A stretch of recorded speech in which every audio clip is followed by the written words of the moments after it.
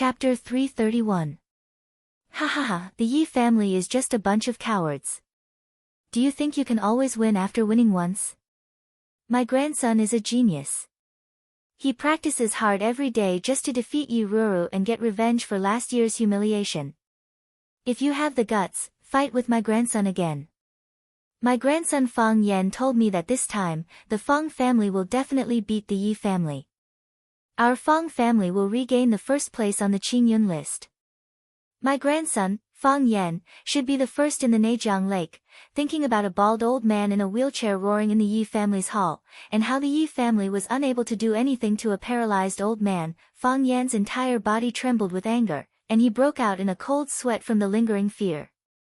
It was a combination of ice and fire. What a proud family the Yi family was. It was a prosperous family with many talents. Since the birth of Yi Ruru, a rare martial arts genius, the Yi family became even more arrogant and domineering. Just like what Fang Yan knew, even the chickens of the Yi family were more arrogant than the chickens of other families. The people of the Yi family were even more arrogant. Who did they usually look up to? However, Fang Hui, the grandpa of the Fang family, went to the Yi family to provoke them and called them cowards. He finally understood why Yi Ruru looked at him like a knife every time she saw him. He also understood that every time he competed with Yi Ruru, the Yi family's mouths were more vicious than the other, and they wanted to cut off a few pieces of his flesh. He also understood why Grandpa never showed up in the competition, saying that he was not feeling well. After knowing the truth, Fang Yan suddenly felt that the beatings he had suffered over the years were not unfair at all. Even if he was beaten to death by Yi Ruru, it was because she was kind and gave him a discount, instead of crippling him and humiliating him for the rest of his life. Fang Yan grasped Fang Hui's feet tightly. He was afraid that he would lose control and crush the bones of his feet. He looked at Fang Hui with infinite grievance and said, "Grandpa, how could you do such a thing? Why didn't you tell me in advance? Do you know how terrible Yi Ruru is?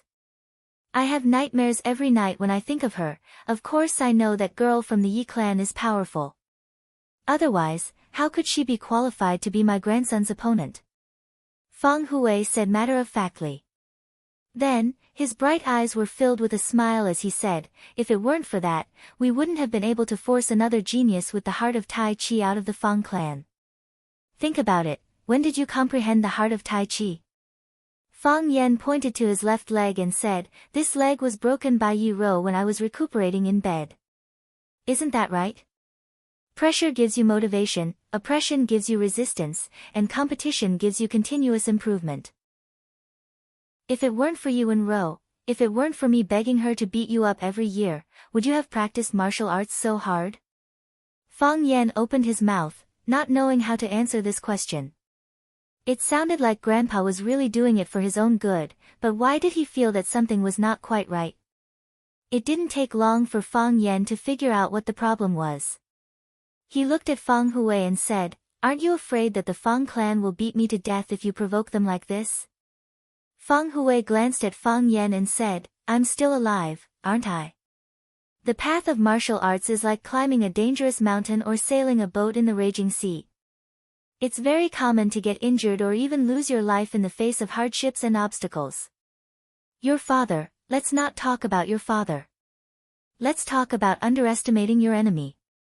Underestimating your enemy made him a genius of his generation, but he couldn't get out of it and almost became half a cripple. Isn't it also because of the pursuit and dedication of higher martial arts? There are countless cases like this, but how many people would give up because of this? If you can choke to death on rice and water, what's a little pain for a hot-blooded man like me? When you enter the realm and reach the other side, you'll find that what you've suffered before is really nothing." Grandpa is right. Fang Yan nodded helplessly. "That's why we owe the Yi clan a great favor," Fang Hui said. "I'll keep it in mind," Fang Yan said. After being beaten up for so many years, he still owed a great favor. Who could he find to reason with? Fang Hui took a towel and threw it to Fang Yan and said, "Wipe it, no need to rub it. It's useless even if you rub it. Go wash your hands and warm a pot of wine. Let's have a drink and enjoy the snow." "You can't drink," I'll make you a cup of goat's milk, Fang Yan said. Bullshit. Who said I can't drink? I said drink, then drink. Milk? Are you scolding me? Old urchin, people become urchins when they get old. Fang Yan couldn't dissuade Fang Hui, so he asked the kitchen to warm a pot of plum wine. Fang Yan poured a cup for Fang Hui. Fang Hui took it and drank it in one gulp. He clicked his tongue and said with regret, "It's not satisfying. It's not as satisfying as burning knives. Just drink it." Fang Yan said with a smile. I secretly asked someone to warm it for me. I said I wanted to drink it myself. If my mom saw this, she would pull my ear again. Do you need a woman to talk about men's business? Fang Hui glared and shouted. He paused, then sighed and said, "It's been hard on your mom these years. She suffered a lot in our Fang family. Because of this, I don't even have the face to raise my head in front of my old friend. Lu Gong is an unyielding man. He has never lowered his head to anyone. His daughter, Sai, it's our Fang family that let the Lu family down. Grandpa and Grandma are both good. They didn't say anything about who let the other down." Fang Yan said with a smile. When he was in Huacheng, what he heard the most was his grandpa and grandma blaming the Fang family for letting him practice martial arts. They thought it was too dangerous to fight and kill all day. They never said how bad their daughter's marriage was and how miserable her life was. Fang Yan knew that his mother, Lu Wan, didn't think that way either. Her life was just a little dull, and she was more or less ridiculed by the neighbors. So what if it's nothing? They don't have to say it, but we can't, Fang Hui said in a deep voice. They raised their daughter and sent her to our family. We have to let their daughter eat well and live a good life. Otherwise, how can we live up to the trust they placed in us? Grandpa is right. The men of the Fang family will never let their women be wronged. Fang Yan knew that Fang Hui was a male chauvinist, so he followed along and said, "Don't you still have me? I will definitely let her live a good life in the future." "Yes. Our family's hope is on you," Fang Hui said. "Open the window and push me to the window." "It's still snowing outside." "It is," Fang Yan said. "Why don't you open the window? It's windy and snowing." "If Grandpa's body can't take it, you brat, you're scolding me in a roundabout way. I'm also a martial artist. Who taught you how to underestimate your enemy and your kung fu?" Fang Hui sneered. "Open the window." Fang Yan had to open the window. A gust of cold wind swept in, like a cold knife scraping on his skin. Snowflakes danced in front of the window. The whole world was covered in ice and snow. The flowers and grass in the yard all turned into ice sculptures. It made people feel happy and cheerful. Fang Hui pulled the blanket off his body and exposed his chest to the wind and snow. He laughed and said, "This is good. Pour the wine." Fang Yan took the small pot and poured the wine for Fang Hui. Fang Hui drank it in one gulp and handed the cup over again. He said, "Pour the wine." Fang Yan didn't move the pot. He said, "I can't do that. I haven't finished my cup yet. We'll split the wine in half. Don't try to take advantage of me." Fang Yan drank the plum wine in his cup in one gulp and poured himself another. Then, he poured a cup for his grandpa and a cup for himself. He said, "This is fair."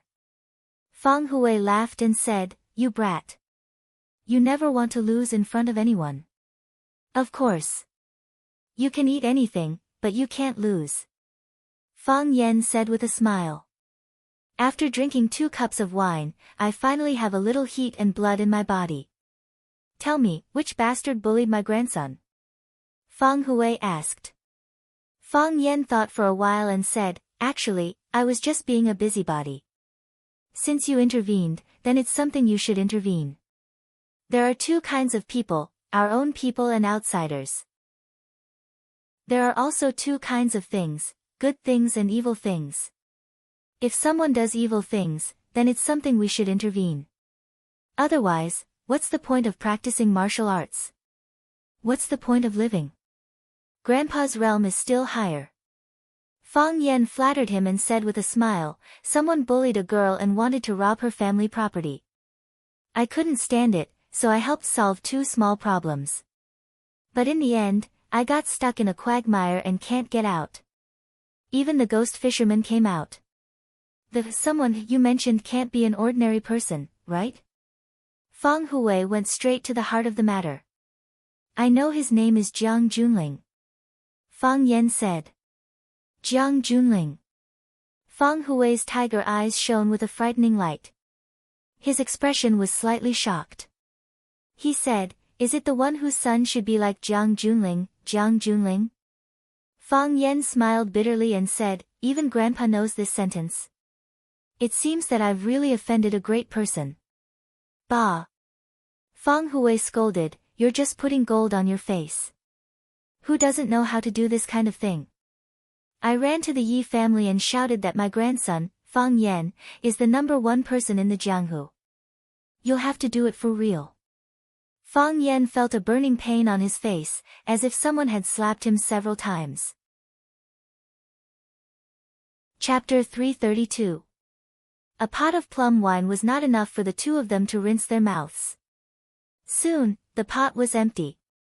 Fang Hui looked at Fang Yan expectantly and said, warm another pot. No. Fang Yan shook his head firmly. You mustn't, and I won't drink with you if you do, I'd rather go to bed. Who else in this house has the guts to warm your wine for you except me? Bastard!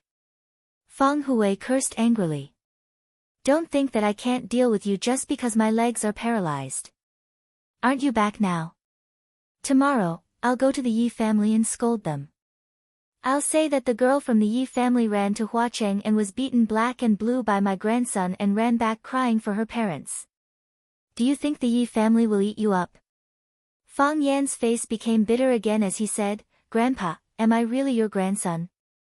It's fine if the people outside bully me, but you also bully me? Who dares to bully you outside? Didn't that brat from the Jiang family also lose to you? Fang Yan shook his head with a bitter smile and said, he doesn't even need to do anything himself. All he has to do is move his lips, and I have to be in danger time and time again. I have to fight for my life and escape from death time and time again. How could he not take advantage of me? If I'm the slightest bit careless, I'll die, and I won't be able to come back to see you. What about him? I've won again and again, but all I've done is cut off some of his branches and leaves. He's still that sturdy and tall tree trunk. When winter passes and spring comes, he'll once again flourish with leaves and become the benchmark and hope for countless people. Grandpa, this is an unfair battle. Fang Hui looked at Fang Yan with burning eyes and said, are you afraid? Grandpa, I'm not afraid. There is no fear in the martial arts spirit, only fear. I just don't like this kind of oppressive environment. I worry that he will harm my family. I worry that he will harm my friends. I even worry that he will harm my students. I'm not afraid of death, but I don't want to die. I'm not afraid of death, but I'm more afraid of the people I care about dying because of me. I'm your grandfather, so I have the right to speak. I'm not afraid to die. Your father also has the right to speak, and he is not afraid of death. Your mother, your family, your friends, they all have a say. None of us are afraid to die. Fang Hui looked at Fang Yan and asked, if you were given a second chance, would you still choose to do the same thing? Would he still choose to do that? If he could do it all over again, would he still push Lu Chaoga away from the speeding car? If he could do it all over again, would he still save Qin Yitian from the bomb attack? If he could do it all over again, would he still straighten his back and not give in to Jiang Junling? Yes, he would do it again. If he could do it all over again, while saving Lu Chaoga, he would also save the security guard of Sky 1, Lu Jinju. That way, his wife wouldn't be a widow, and his parents wouldn't lose their son. Most importantly, he would be able to see his son call him father. Now that his heart of Tai Chi had entered the starlight realm, he believed that he had the ability to do it. If he could do it all over again, he would still save Qinitian from the bomb attack. Not only because she was a girl who admired him, but most importantly, she was his student. It was natural for a teacher to save a student. Not only would he save her, but he would also protect her with his own chest. He wouldn't let her get hurt, and he wouldn't let her use her thin body to block bullets for him. She was known for her intelligence, but she wasn't good at this kind of thing. If he could do it all over again, he would still raise his head and stick out his chest in front of Jiang Junling and not give in. If someone scolded him, he would scold him back. If someone slapped him, he would slap him back dozens of times. This was his spirit, his pride, and the code of conduct and ethics that he had adhered to since he was young. The biggest difference between him and Bai Xiu was that Bai Xiu could endure humiliation and let his face dry. But Fang Yan wouldn't. He wouldn't endure humiliation, because he believed that enduring would only bring him more humiliation. He wouldn't bear any weight, because too much weight would suppress his heart of Tai Chi. He wouldn't let the saliva on his face dry by itself, he would smear the other party's face with saliva. Some people scolded him for being a pervert, some said that he was despicable, and some even said that he was a bitch all the time. But, did he do anything wrong? If I could do it all over again, Fang Yan looked into Fang Hui's eyes and said firmly, I believe that I can do better. If you didn't do anything wrong, then it's someone else's fault, Fang Hui said with a serious expression. Would I blame my grandson for doing a few good things?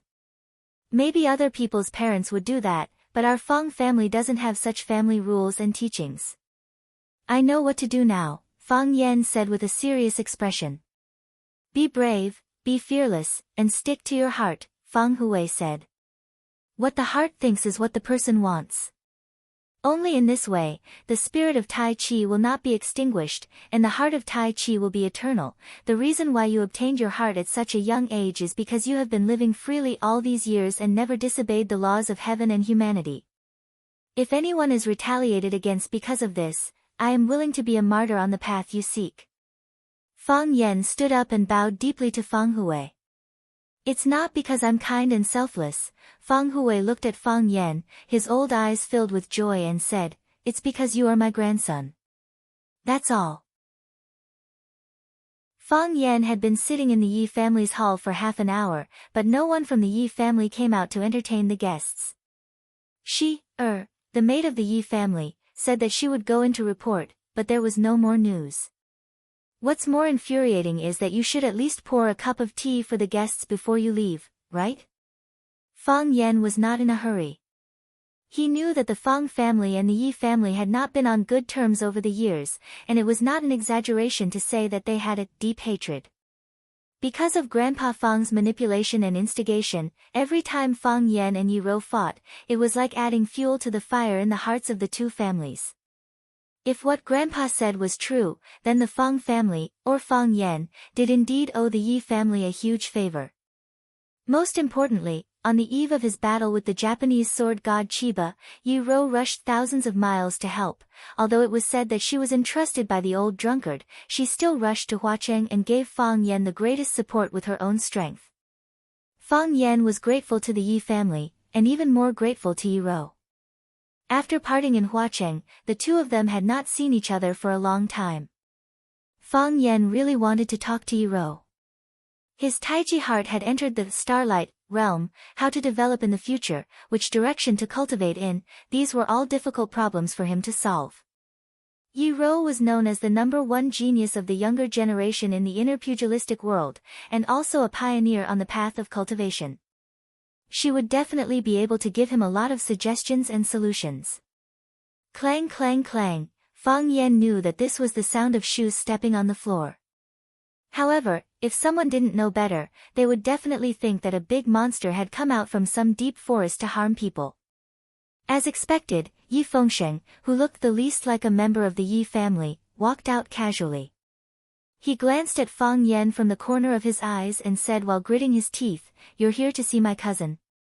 Yi Fengsheng was the son of the second of the 3 tigers of the Yi family, Yi Daoxian, and also Yi Rou's cousin. The members of the Yi family all had excellent genes. The men were handsome and the women were beautiful. However, when it came to Yi Fengsheng, the genes had mutated. Not only was he fat, but he was also ugly. Therefore, when he was young, everyone had been arguing over whether to call him Little Fatty or Little Clown. In the end, they even started fighting. Fang Yan was a firm supporter of Little Fatty because he felt that calling someone Little Clown was too insulting. He wouldn't do such a thing. Fang Yan pointed at the mountain-like pile of gifts on the table and said, "Do you think this is the style of someone looking for your cousin? Oh, 100-year-old ginseng, a big box of cordyceps, and a pair of deer ears, what's going on? Is your Fang family here to propose marriage? Even if you're here to propose marriage, it should be Elder Fang himself, right?" Yi Fengsheng flipped through the pile of gifts and said with a smile. "You're not qualified. Whether I'm qualified or not is not up to you to decide. Whether you're qualified to receive me is up to me to decide." Fang Yan stared at Yi Fengsheng with an unfriendly gaze and said, "I came to visit the elders of the Yi family, and they told you to receive me?" "No one told me to come out to receive you," Yi Fengsheng said. "Then why did you come out?" "I saw that you looked quite pitiful sitting here by yourself, so I came out to talk to you. What's going on?" "You don't want to?" Yi Fengsheng acted like he was about to leave and said, "If you don't want to, then I'm not going to keep you company. Today, I've asked Wan Jing and Li Xiaotian to take care of the sparrows. You sit here first, I'm going to get busy." "Wait," Fang Yan shouted. Only then did Yi Fengsheng sit back down with a proud expression and said, "You don't feel good being ignored by the Yi family, do you?" "I thought of it when I came here," Fang Yan said seriously. "Where's elder ancestor? Is she still in good health? I haven't seen her for a long time, at least let me kowtow to her when I see her, right?" The Yi family was a rare family of 4 generations living under the same roof. The elder ancestor was Yi Wenro and Yi Fengsheng's great-grandmother, an old woman who had already lived for more than 100 years. Even now, the old woman's teeth were still very good, and her mind was quick. When the weather was good, she could still be seen looking around and walking around Swallow Dock. If Fang Yan could see her and please her, she could help put in a few words, and the grudge between the 2 families would be resolved. Fang Yan's trip would not be in vain. "You want to see our elder ancestor? Don't even think about it. On such a cold day, she doesn't plan to go out in the warm room, and no one dares to let her out." Yi Fengsheng mercilessly dispelled this idea of Fang Yan's. "Then I'll go to the warm room and kowtow to her," Fang Yan said. "The Yi family's warm room, it's not like I haven't been there before, ha ha ha." Yi Fengsheng pointed at Fang Yan and laughed. "You still dare to say you're not here to see my cousin?" Chapter 333. Fang Yan's eyes lit up and said, "Yi Rou is also in the warm pavilion? Isn't that obvious? The person the ancestor loves the most is my cousin. At this time, the ancestor is in the warm pavilion, so of course my cousin has to be in the warm pavilion." Yi Fengsheng looked at Fang Yan with disdain and said, "Don't tell me you want to pick up my cousin. I have to say, I really admire your courage. Competing every year, getting beaten every year, getting beaten every year, and still competing every year. You've been beaten by my cousin for so many years, aren't you afraid?" "I'm not afraid, I'm very grateful to her in my heart," Fang Yan said. Grandfather was right. If there wasn't a strong opponent like Yi Rou, if there wasn't the annual competition between the Yi and Fang families, if there wasn't the worry of being ridiculed and looked down upon, if there wasn't the fear of his face being disfigured and his legs being broken, Fang Yan wouldn't have been able to train as hard as he did before. It was also because of his stubbornness like a fool that he was able to achieve the martial arts he had today at such a young age. It was because he fought like a madman that he had the heart of Tai Chi that allowed people to enter a higher level of the martial arts world. It was also because of his meteoric rise that the pressure on the family due to his father's accident was greatly reduced.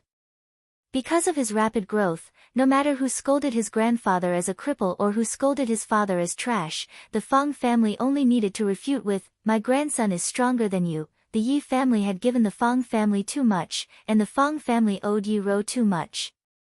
Yi Fengsheng widened his eyes and looked at Fang Yan and said, "Fang Yan, did my sister beat you silly? What did you just say? You thanked my sister. thank my sister for beating you. I'm not silly. On the contrary, she beat me until I became smarter. Fang Yan said with a smile. The heart of Tai Chi indeed had the effect of improving the human body's functions and developing the brain's intelligence. With the heart of Tai Chi, Fang Yan was indeed smarter than before. He felt refreshed. Ordinary people would feel more clear-headed when they felt good. This was especially true for martial artists like Fang Yan, whose physical qualities were superior to ordinary people. Fang Yan, who did not have the heart of Taiji, was in the wonton stage. Most people were in the chaos stage. However, with the heart of Taiji, he had reached the realm of enlightenment. Yi Fengsheng's mouth was agape for a long time and he forgot to close it. He took a few gulps of cold air before he came to his senses. He stared at Fang Yan warily and said, Fang Yan, tell me, what do you want from us this time?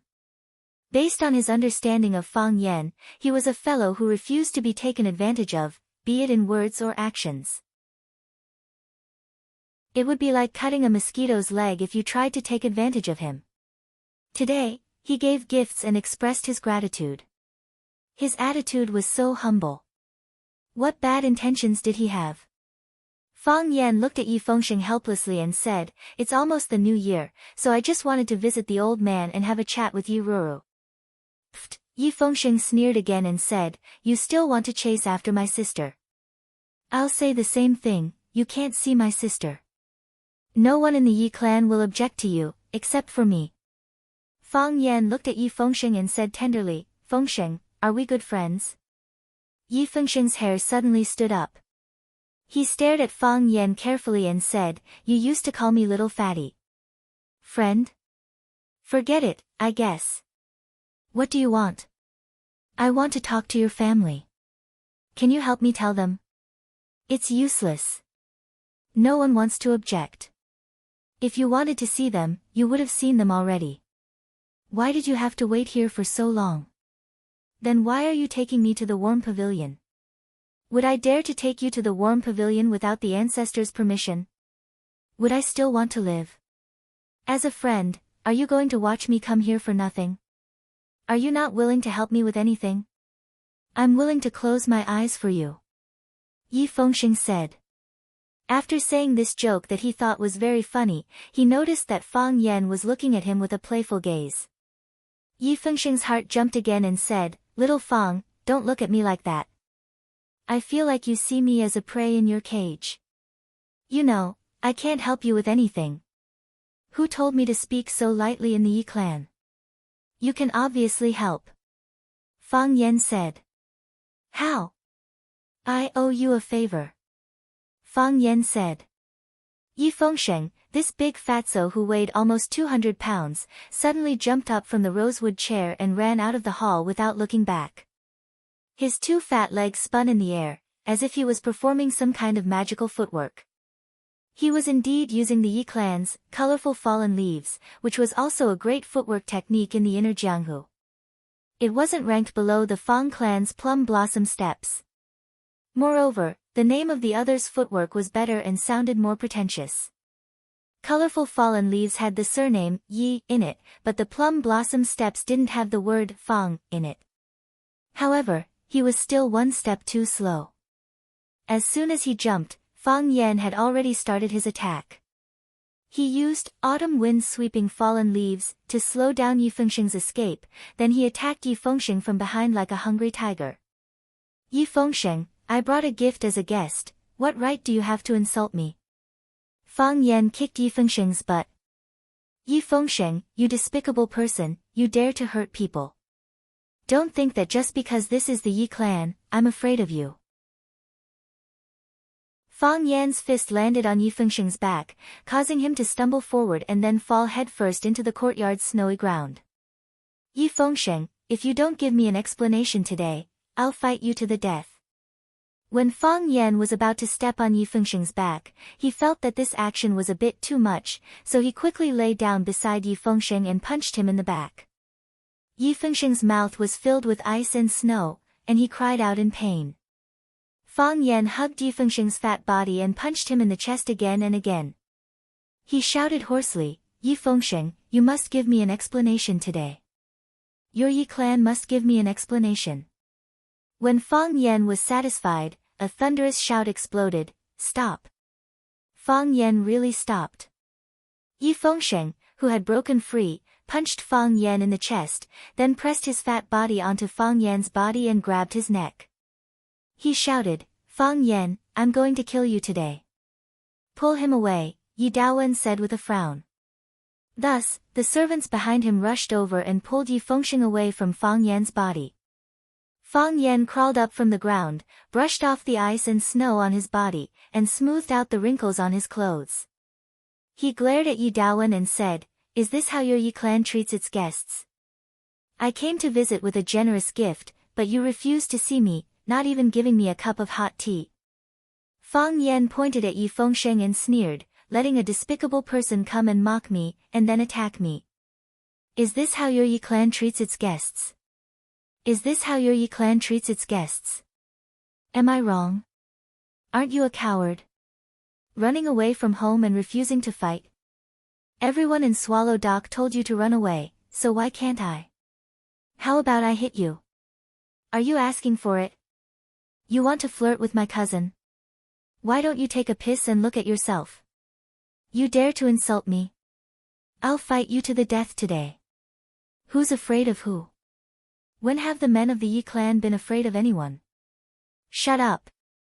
Yi Daowen roared again. "Are you two done with your acting?" Fang Yan looked at Yi Daowen with a surprised expression and said, "Uncle Yi, you saw through it? Who can you fool with such insignificant tricks?" Yi Daowen sneered. Fang Yan looked at Yi Fengsheng with resentment in his eyes and said, "Fengsheng, I told you that your trick of injuring yourself to gain the confidence of others won't work. Such a small trick might work on Li Xiaotian and the others, but trying to trick a dragon among men like Uncle Yi is like playing with a big knife in front of Guan Yu, seeking death." Yi Fengsheng felt suffocated in his chest, and something filled his eyes. He said, "Haven't you achieved your goal? Uncle is coming out." Yi Daowen looked at Yi Fengsheng, then looked at Fang Yan. He snorted coldly and said, "What kind of nonsense is this?" Fang Yan stepped forward and bowed respectfully to Yi Daowen, and said, "Uncle Yi, I've let you laugh at me. Fengsheng is my best friend, and he made this suggestion for my sake. Although it's a bit stupid, it's all for my own good. If Uncle Yi wants to blame someone, then blame me." Yi Fengsheng's face was ashen. This Fang Ran wasn't like this before. How could he be so shameless? His kung fu had improved greatly after this trip, and even his face had become thicker. Yi Daowen's expression became a bit better. He looked at the young man in front of him and said, "Fang Yan, you guys forced us to come out with this martial act. Now that I'm out, what do you want to talk to me about?" Yi Daowen felt a bit emotional. He was too familiar with this Fang Yan in front of him. There were dozens of children in Swallow Dock who were similar in age to Fang Yan, but Fang Yan was undoubtedly the most special one. And because Fang Yan and his daughter Yi Ro competed in martial arts every year, he understood Fang Yan even more comprehensively. The Fang family's martial arts genius, the leader of Swallow Dock's younger generation, the youngest Dao comprehender in the domain of Tai Chi given time, his achievements would be limitless. However, because of his independence, because of his various shameless and outrageous actions, his character was questioned. You might not like such a young man, but you couldn't ignore him. Because his name would always appear in your ears, and his figure would always appear in front of your eyes. It couldn't be erased, and it couldn't be expelled. Yi Daowen asked this question so formally, but Fang Yan didn't know how to answer. After a long silence, he said seriously, "I'm here to find Yi Ro." Chapter 334. The snow stopped for the moment, but it was still cold. Everyone standing in the courtyard felt the cold wind blowing into their necks. Their clothes and skin seemed to be separated into two different extremes, with no intention of warming each other.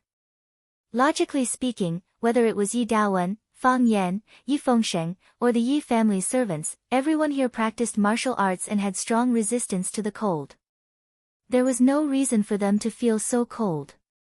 However, after hearing Fang Yan say, "I'm here to see Yi Rou," they suddenly felt that the cold was hard to resist. Yi Fengsheng quickly signaled to Fang Yan with his eyes and said, "Didn't you say you were going to kowtow to our ancestor? Do you think our ancestor will see you?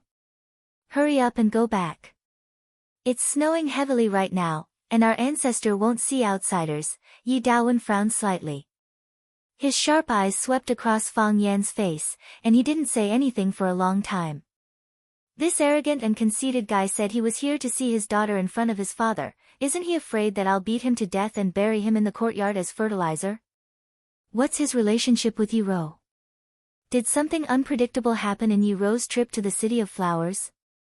Fang Yan looked at Yi Xingxing gratefully and said, "I originally wanted to say that I'm here to thank the Yi family, but I know that it would be more solemn and respectful if Grandpa said it.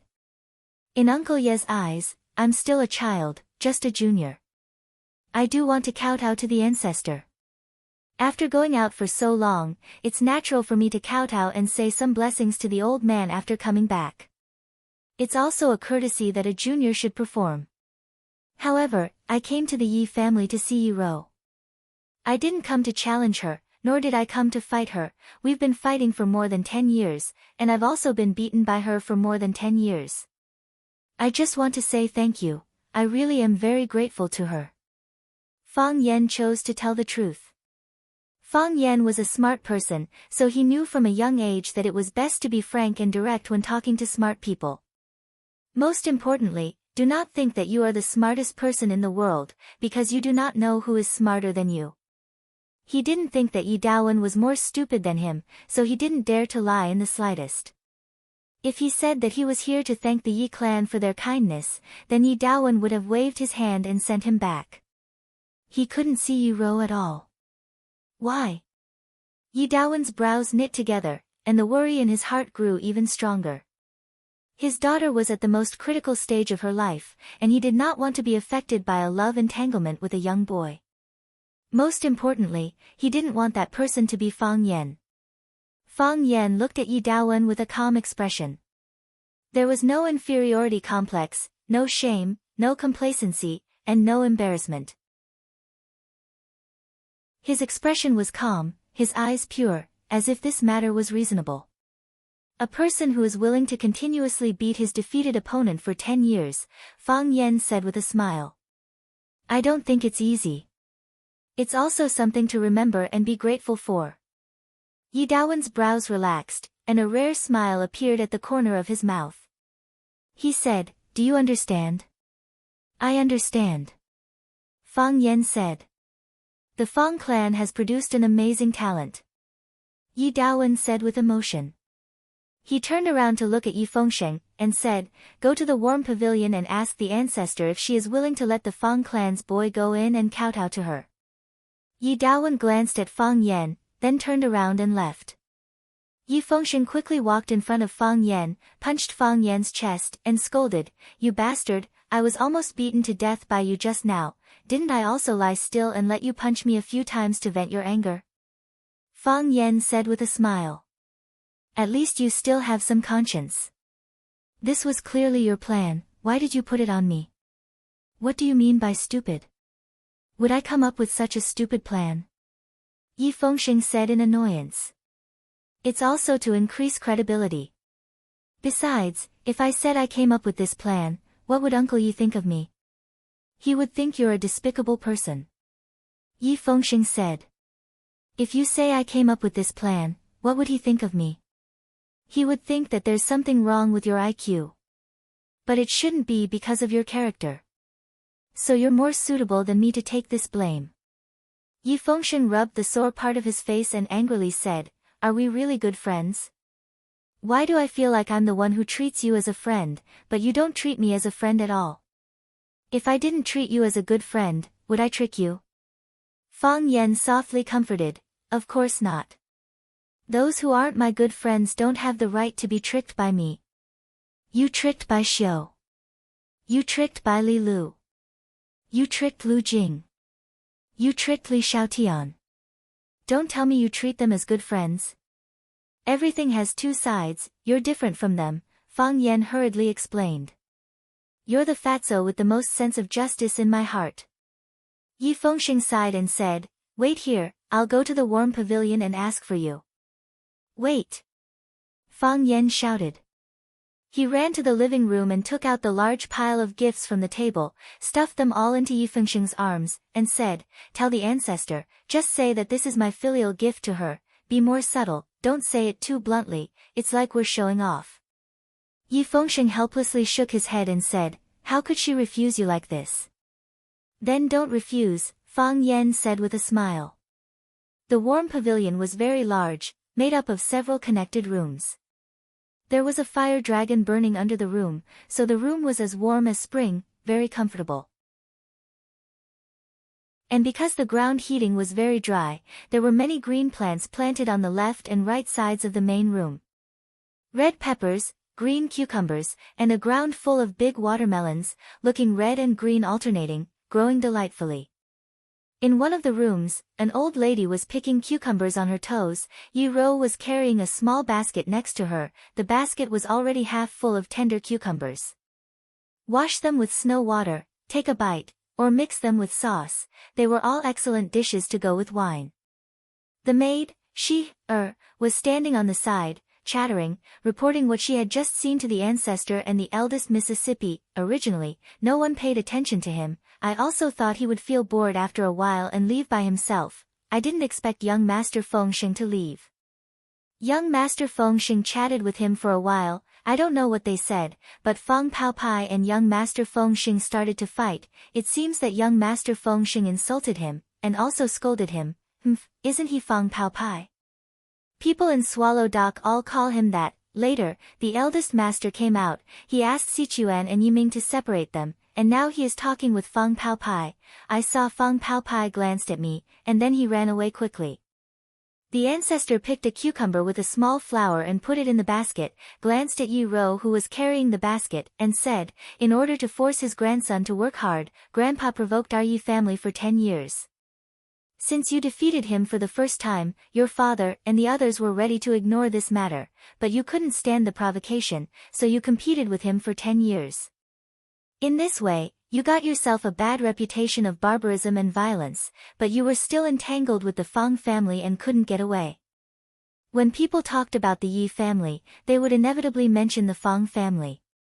When the Fang family was mentioned, they would inevitably mention our Yi family. The competition between you two every year became an interesting story outside. Because of this, your father and his 2 brothers were very angry. Why did they entangle with the Fang family for no reason? Yi Ro opened her mouth slightly, but she didn't say anything in the end. She didn't like to explain. The ancestor didn't need her to explain. She quietly carried the basket with an indifferent expression and lowered her eyelids. The white snow outside the window reflected her snow-white cheeks, making her whole body covered with a layer of white light. She was like the white plum tree in the yard, which was still silently blooming in the wind and snow. From a distance, it was a tree of snowflakes, but when you walked closer, you would find that there were 1 or 2 countless white flowers blooming on the pitch-black branches. They were as white as the snow, but the snow lost the fragrance of the yard. Whoever planted the crops, who harvested the millet. Whoever planted the seedlings, who picked the melons and fruits. If you had stopped after winning the first competition 10 years ago, there wouldn't have been such a thing later. Since you have been fighting with him for 10 years, it is also fate, and you have to end these things by yourself. The old lady's hair was thin and silver, like the fishing line used for fishing. Her skin was dry without any moisture, but the smile on her face was warm and peaceful. She had lived for 100 years, been exposed to wind and rain for 100 years, and witnessed the changes of the world for 100 years. Her eyes were sharper than everyone else's, and she was more accurate in judging people. Yi Ro still didn't speak. Dong, dong, dong, Yi Fengxing trembled as he walked in. Seeing the ancestor who was picking cucumbers, he carried a large pile of gifts and ran over, saying, Ancestor, Fang Yan went out for a trip, and today he came to visit, saying that he wants to kowtow to you. He used his chin to point at the gifts in his arms and said, These are all sent by him, saying that they are gifts for the ancestor. Eldest uncle told me to ask the ancestor, do you want him to go into the warm pavilion and kowtow to you? After saying that, he handed the gifts to Shi beside him, and then waited expectantly for the ancestor's reply. The ancestor picked another cucumber and held it in her hand. She used her rough palm to stroke the fine thorns on the cucumber, then turned to look at Yi Ro and said, whether to see him or not, it is up to you to decide. Chapter 335. Yi Fengshen glanced at Fang Yan as he led the way. Fang Yan grew impatient and said, what are you trying to say? What's your relationship with my sister? Yi Fengshen asked in confusion. When the ancestor asked Yi Ro if she wanted to see Fang Yan, Yi Ro said, I beat him up for 10 years. It's too easy for him to come here and kowtow to me. Although her words were belittling to Fang Yan, she still asked the ancestor to see Fang Yan. This question confused Fang Yan. What was his relationship with Yi Ro? Friends? Not really. She used to be the person he hated the most. If Yi Ro was the second most hated person in his heart, then no one could be the first. Of course, with the addition of the general's order, he firmly occupied the first position, which was as stable as Mount Tai. He wouldn't be shaken in a short time. Enemy? It wasn't appropriate to say that. Fang Yan knew she wasn't his enemy.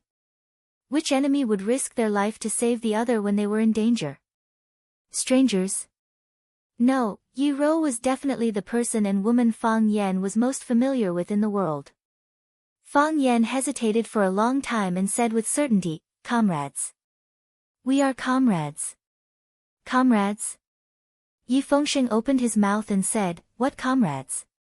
Why do I feel like you're up to no good? Slap. Fang Yan slapped Yi Fengshen's fat head. Because his head was too big and his neck was too thick, he couldn't dodge Fang Yan's attack at all. Fang Yan was so angry that his face turned purple and his body trembled. He said, don't insult the pure friendship between me and your sister. Yi Fengshen was furious and said, you already said we're comrades. How can it be pure friendship? Yi Fengshen. A cold voice was heard. Yi Fengshen heard the familiar voice. His face twisted and his fat twitched. He was so scared that he didn't even dare to turn his head. He knew he was tricked by Fang Yan again. He clearly saw his cousin in front of him, but he still tried to tempt her to say such words. Let me tell you, Fang Yan. You can insult me, but you can't insult my sister. Otherwise, as your brother, I won't let you off. Yi Fengshen pretended that he didn't hear what Fang Yan said and threatened Fang Yan with a flushed face. After saying this, he turned to look at Yi Ro and said with a surprised expression, Sister, why did you come out? Hurry inside, it's cold outside. Yi Ro didn't respond. She just looked at Fang Yan indifferently. Fang Yan also looked at Yi Ro. Their eyes met and fought. In a world of ice and snow, everything was white. The ice spines hung upside down, and the well water froze. The snow under his feet was like a white carpet, and the snow in the sky was like flying cotton. A white plum tree quietly bloomed. The white flowers could not be seen, but one could smell the fragrance that filled the courtyard.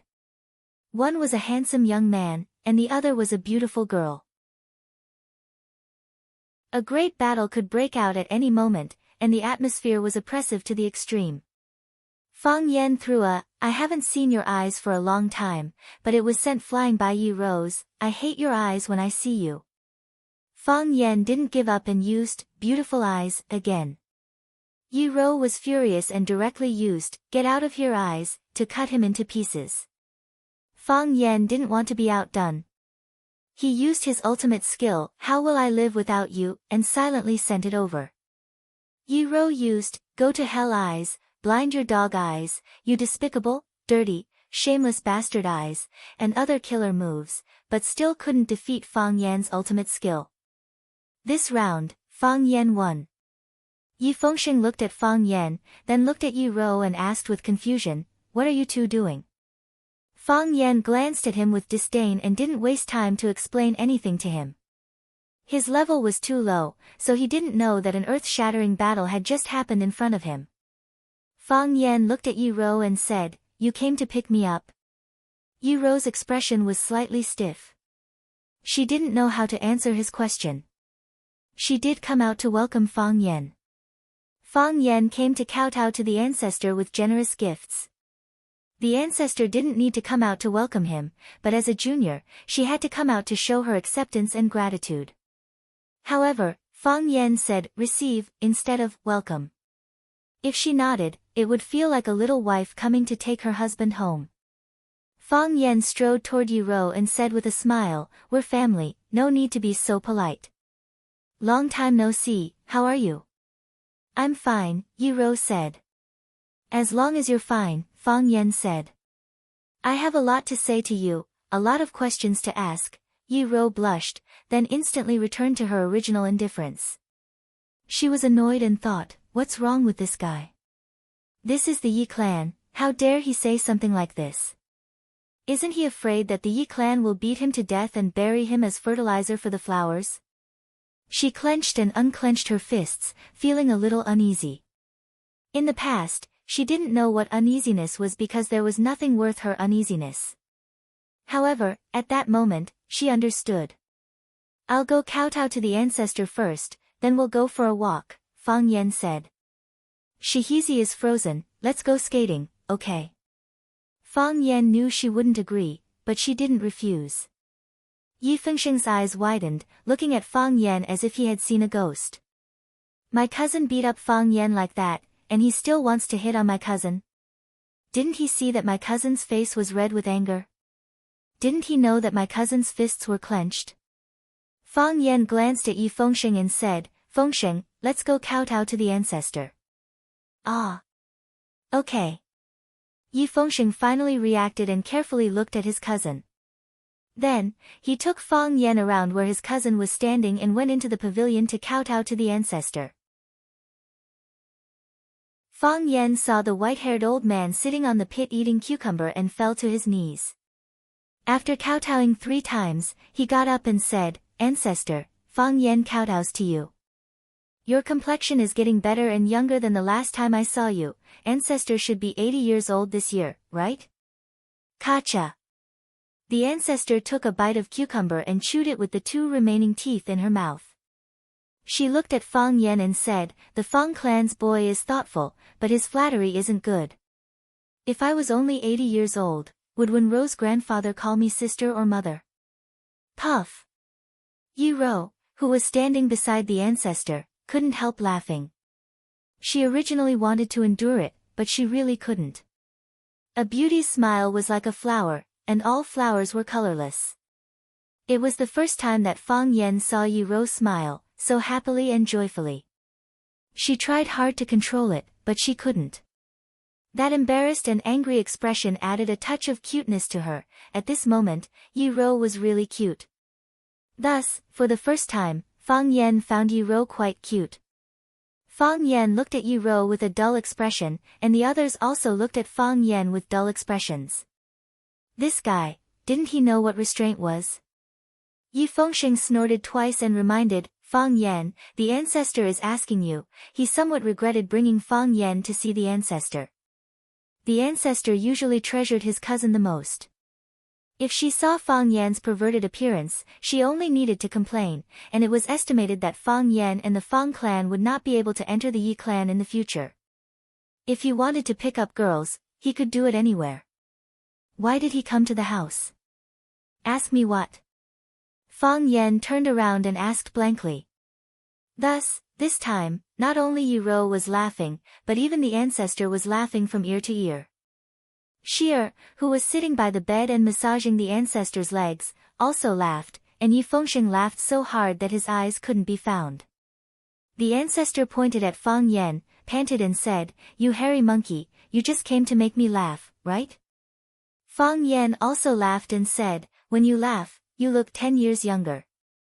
When you laugh like this, you look 10 years younger, now you are only 70 years old. Make it up. You can continue to make up stories." The old ancestor couldn't eat the cucumber anymore and said with a smile. Fang Yan had a troubled expression and said, "Ancestor, I really can't make it up anymore. You look like 70 years old. If I make it up again, then I'll be lying to you. The entire room was filled with laughter. Fang Yan was basically a crosstalk actor brought back by Monkey Sunday. After everyone laughed for a while, the ancestor looked at Fang Yan and said, I heard you went to watching to be a teacher. Yes, ancestor, Fang Yan nodded. Being a teacher is a serious matter. Teaching and dispelling doubts is a great merit, the ancestor said. I've never thought about merit, I just like being a teacher. I'm very happy when I'm with my students, I like their innocent smiles, when I'm with them, I don't have any worries, every day is very fulfilling, Fang Yan said in a very noble manner. The ancestor was stunned for a while, then said, I originally thought of a few words to praise you, but after you said that, I can't even say those words. All right, you've kowtowed, you've said everything you need to say, go do what you need to do, then I won't disturb ancestor from eating the cucumber, Fang Yan said with a smile. He walked in front of Yi Ro and said, let's go ice skating. Yi Ro looked at Fang Yan and didn't respond. This bastard son of a bitch. Is this how you invite people? You're saying this in front of the ancestor, how can I say yes? Didn't we agree just now? Fang Yan was anxious. I really have a lot of things I want to say to you, a lot of questions I want to ask you, the ancestor looked at Fang Yan in surprise. Why does it feel like he's about to confess? Yi Ro clenched her fist and said angrily, what do you want to say? Say it here. That won't do, Fang Yan refused. These words can only be said to you alone. Chapter 336. Shihizi was a river. Fang Yan didn't know why it was called this way. Maybe it was because the name was so common that no one even made up a suitable fairy or ghost story for her. There were many stones in Shihizi, and there were strange stones on both sides of the river. The river was frozen, and the ice was very thick. Several urchins were skating on the river bank. They were playing at an advanced level. Throw a smooth wooden board on the ice, and one person squatted on the board. On each side, a child pulled the child squatting on the board and ran forward. After running for a while, they suddenly flung the child's hand forward, and the wooden board rushed forward with a swooshed sound. In the blink of an eye, it disappeared without a trace. There were also two little girls riding bicycles on the ice. Riding a bicycle was more advanced than skating on a board, and it was more difficult. However, the two children were obviously experts. They dashed left and right and made difficult movements from time to time, laughing proudly like silver bells. Fang Yan and Yi Ro took a stroll by the stone river. The cold wind was biting cold, and the fine snowflakes were fluttering in the air. Their shoes made a crunching sound as they stepped on the snow. Every step they took didn't even reach their knees. The snow came very early today, and it was very heavy. Fang Yan pointed at the urchins on the river and said, shall we go skating too? Yi Ro didn't answer. This idiot wants me to skate with a group of children. Let's go for a walk. Fang Yan also didn't think this suggestion was very good. What's the matter with the two of us running into a group of children? They were all famous people now. Yi Ro was the number one among the young generation in the inner world, and he was tied for the number one with her. When the group of children saw Fang Yan, they actually shouted in unison. Run Fang, look, it's Run Fang, you're back again, Run Fang, are you going to skate again this time? These children, Fang Yan said with a smile. No. Yi Ro didn't respond. Instead, she looked at those children with interest and smiled, as if it was a very happy thing for them to laugh at Fang Yan. Fang Yan, how dare you be with Sister Ro Ruru, aren't you afraid that Sister Ro Ruru will hit you again? The little girl on the bicycle stopped her bike and shouted at Fang Yan with one foot on the ground. Fang Yan was infuriated. Even these brats dared to bully him. He bent down and picked up a handful of snow from the ground. Then, he squeezed the snow into a snowball and threw it at the little girl with two pigtails. Pa! Fang Yan's aim was excellent, the snowball just fell on the little girl's head. The little girl screamed and cursed, ran Fang, how dare you hit me. She threw the bike on the ice, then rushed over to grab a snowball and threw it at Fang Yan. When the other children saw that there was a more fun game, they immediately joined in. So, a group of children chased after Fang Yan and smashed at him. Fang Yan fought back and ran away with his head in his hands. From time to time, the children's laughter and the screams of someone who was hit by a snowball could be heard. The group of people had a lot of fun. Yi Rou stood in place and didn't join in the fight. She had a gentle and indifferent smile on her face, like a mother watching her children play with each other. Pa! A snowball hit Yi Rou's face. Yi Rou was furious and looked around for the culprit. The little girl with pigtails pointed at Fang Yan, indicating that he was the one who hit her. Yi Rou bent down and picked up a snowball. She aimed at the back of Fang Yan's head and threw it at him. Pa! Fang Yan's head was hit. Fang Yan had been guarding in front and didn't expect a sneak attack from behind. He turned around and saw Yi Rou bending down to pick up a second snowball. He hurriedly shouted, Yi Rou, how can you sneak attack? You hit me first. Yi Rou threw a snowball at Fang Yan. The children's snowballs were easy to dodge, but Yi Rou's snowballs seemed to have eyes and couldn't be avoided. 2 snowballs hit him in a row and Fang Yan cried out in pain. When did I hit you? Yi Rou, are you sure you're not mistaken? Fang Yan shouted as he fought back. Yi Rou really couldn't be sure if it was Fang Yan who hit her. She had been thinking about something. Although her eyes were focused on the fight, she didn't notice the surrounding scene. She looked at the little girl with pigtails again. The little girl, Fang Menjing, said in a crisp voice, Sister Rou, it was Fang Yan who hit you, I saw it. Yi Rou nodded and threw the third snowball in her hand without hesitation. Because of Yi Rou's participation, the children who were at a disadvantage suddenly became the victors. Fang Yan was busy dodging Yi Rou's attacks or fighting back, but the children's snowballs flew toward him. The fight ended. Fang Yan was covered in wounds and became the biggest loser. As he shook the snow off his neck, he shouted at the girl with pigtails, Fang Menjing, come over here and tell me clearly, who hit Yi Rou? It's you, it's you. Fang Menjing giggled. Anyway, we all saw it, it was you, you're my cousin, Fang Yan said. Fang Menjing was his aunt's daughter and also his cousin. Because the person his aunt married also had the surname Fang, her surname still followed their surname. But I can't lie, Fang Menjing said. She waved at her friends and said, let's go skating. And so, the group of children once again rushed toward the river. Fang Yan looked helplessly at Yi Rou and said, it really wasn't me who hit you. They wronged me. I know, Yi Rou said expressionlessly. But her current expressionless face was different from before. Before, her expressionless face gave people a feeling of coldness.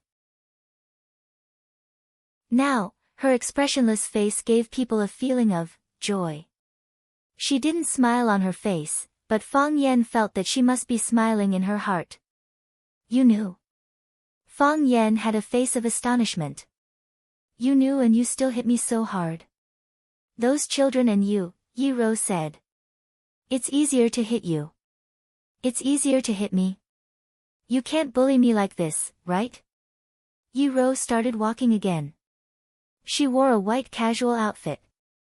Her clothes were thin, but she didn't feel cold at all. Her short hair flew in the wind and slapped against her face, making her look beautiful and sorrowful. What do you want to say to me? Yi Rou asked casually. Fang Yan walked to the side of Yi Rou. No matter where, a man should always stand to the side of a woman. You left in a hurry last time, so I didn't even have a chance to treat you to a meal. To be honest, I didn't expect you to go to Huacheng. I didn't even think that someone would go there. I was ready to face this challenge alone. I can't say that I was ready. It's just that I had escaped once at that time, so I couldn't escape again no matter what. I would either die standing or die fighting. I felt that I should pluck up my courage for once. At that time, I was giving a big class to the students. My class was good and the students liked it, so the principal forced me to give a big class to the students twice a week. The day you went there was the first time I gave a big class to the students. Fang Yan talked endlessly, talking about whatever came to his mind. It was like two best friends chatting about their daily lives, or a couple reuniting after a long separation. When you suddenly walked in, my mind went blank. I forgot what I said before, and I didn't know what to say next. You don't know what happened later. After you left, many people went to look for you.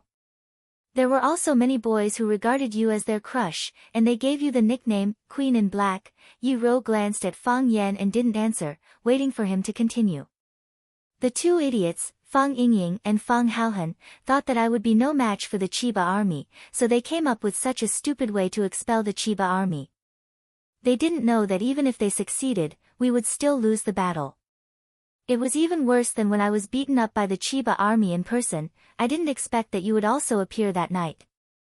If you hadn't shown up, I'm afraid that Fang Yingying and Fang Haohan would have suffered a great loss. They were afraid of you, but they liked you more.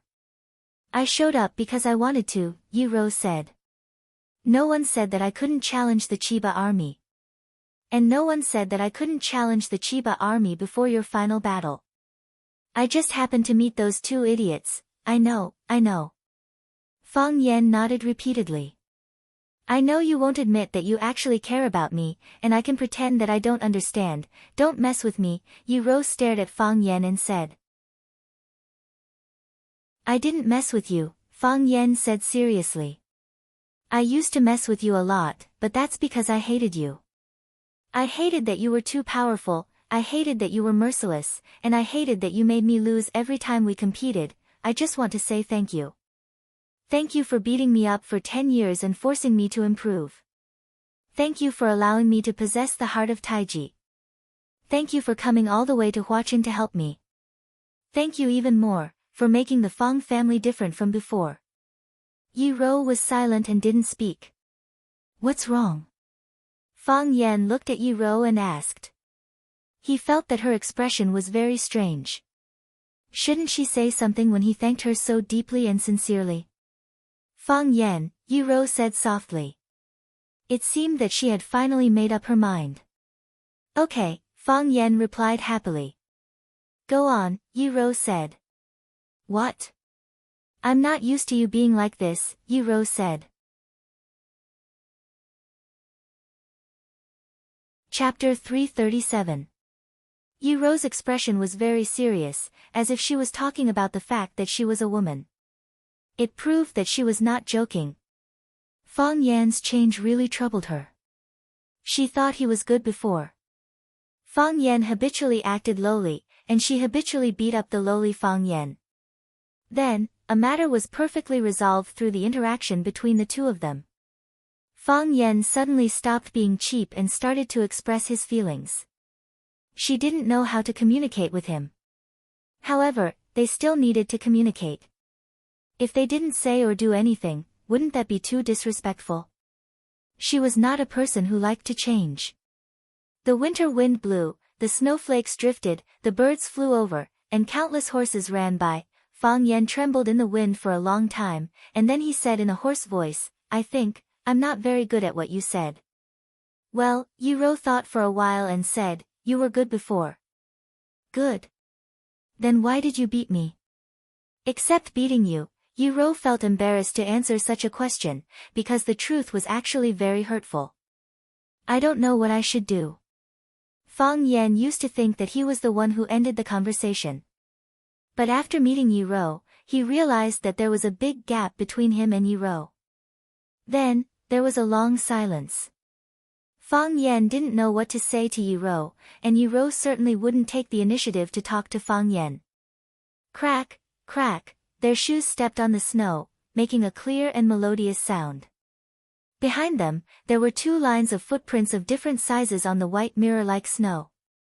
The footprints were very long, extending to the end of their sight. Just when the two of them started counting their steps out of boredom, Fang Yan's nostrils suddenly caught a whiff of a strange fragrance. He sniffed greedily and finally confirmed the source of the smell. Fang Yan looked at Yi Rou and said, I wanted to treat you to a meal, but I never had the chance. How about I treat you to lunch today? Lunch? Yi Rou looked at Fang Yan hesitantly. She wasn't sure if she should follow Fang Yan back to his house for a meal. If she agreed, the meaning would be too much for onlookers to interpret. The people in her family must be going crazy, right? Although she didn't care much about it, it was still not good for the Fang family. Follow me, Fang Yan said with a smile. He wanted to hold Yi Rou's hand, because the male lead in the TV series always liked to hold the female lead's hand and run forward when he wanted to take her somewhere. Why did he have to run? Because when they ran, they could conveniently hold each other's hands. If they were just walking, it would be hard to hide their shameless behavior, right? However, he couldn't stretch his hand out no matter how hard he tried. Should I give you my hand?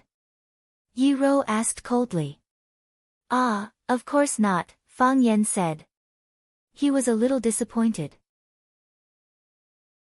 How could he be found out about his psychological activities? Fang Yan didn't take Yi Rou back to the Fang family for a meal because he knew what it meant. Besides, he knew that if he made such a request, Yi Rou would definitely refuse. Fang Yan had a very sensitive nose. He sniffed the fragrance in the wind and searched all the way. Sure enough, he found a stone house in the hollow at the end of Shihizi. In fact, it wasn't a stone house at all. It was just a stone wall about 1 meter high built by some broken stones. It was surrounded on 3 sides, and one side was empty. There was no roof on the wall, so the snowflakes could fall in freely. When Fang Yan walked over with Yi Rou, he saw several people lying on the edge of the stone house with their butts up. They didn't know what they were doing sneakily and they laughed like wolves from time to time. Hearing the footsteps behind him, a young man wearing a leather hat looked back, and then his expression became weird. The others felt something was wrong. They looked back together and looked at the 2 uninvited guests with the same surprised expression. Did we come at the right time? Fang Yan asked with a smile. Run Fang, why are you here? Li Xiaotian, wearing a leather hat, stood up with a black ball of mud in his hand. I smelled it, Fang Yan said. He strode over and grabbed the mud ball from Li Xiaotian's hand, saying, Are you all full? Give this to me. I have to treat you at noon, you're treating us with this. Zhu Zaidan looked at Fang Yan in surprise and then looked at Yi Rou who was standing behind Fang Yan. Although Yi Rou was also a member of Swallow Dock, she was not the same kind of person as them. It was not only because of the Yi family's prestige, but also because Yi Rou was a genius girl. Genius girls were always lonely. No one wanted to be friends with her, so she enjoyed herself and never joined anyone's circle.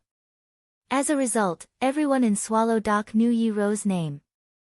They respected her, feared her, and even worshipped her, but no one wanted to be friends with her. Everyone thought that a person like her didn't need friends.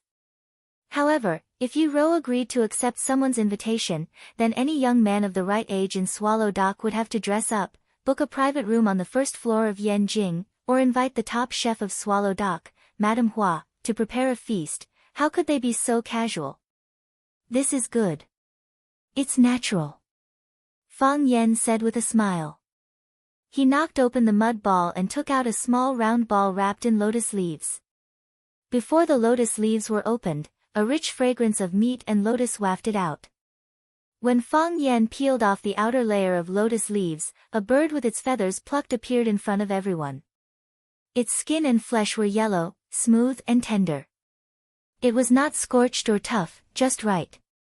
Steam rose from the bird's body, and the steam was also fragrant, arousing people's appetite. They couldn't help but swallow their saliva secretly. Fang Yan kicked Li Xiaotian again and said, Where's the material?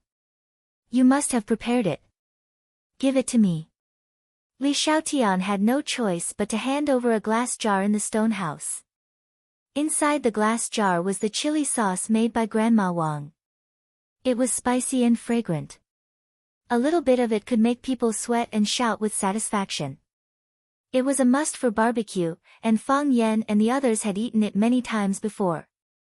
Fang Yan unscrewed the glass jar, dipped the brush into the chili sauce, and smeared the whole body of the bird in his hand.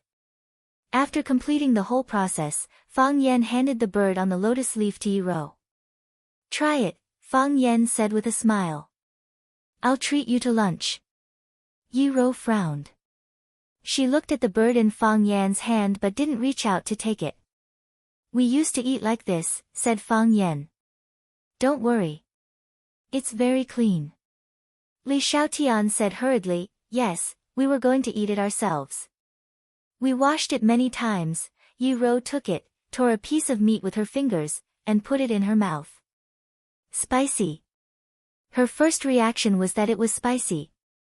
It was like someone threw a chili bomb into her mouth. With a boom, it exploded, waking up all her internal organs, blood, skin, and hair. When one's forehead was covered in sweat, and when one's mouth and taste buds gradually adapted to the spiciness, one would notice that the fragrance of the meat and lotus leaves lingered in one's mouth, lingering for a long time without dispersing. Where was the meat? The meat had already slipped into her stomach when she put it in her mouth. She didn't even have the chance to chew and swallow. The chili sauce was very spicy, and the meat was fragrant and pure. Yi-Ro had never eaten something like this before. She even thought it was the most delicious thing she had ever eaten. "How do you feel?" Fang Yan looked at Yi-Ro expectantly. He was like a child giving his favorite toy to another child to try, waiting expectantly for her comment or appreciation. That would give him an unparalleled sense of satisfaction. Yi-Ro didn't speak. She didn't even wipe the sweat on her forehead. Instead, she tore another piece of meat and put it in her mouth.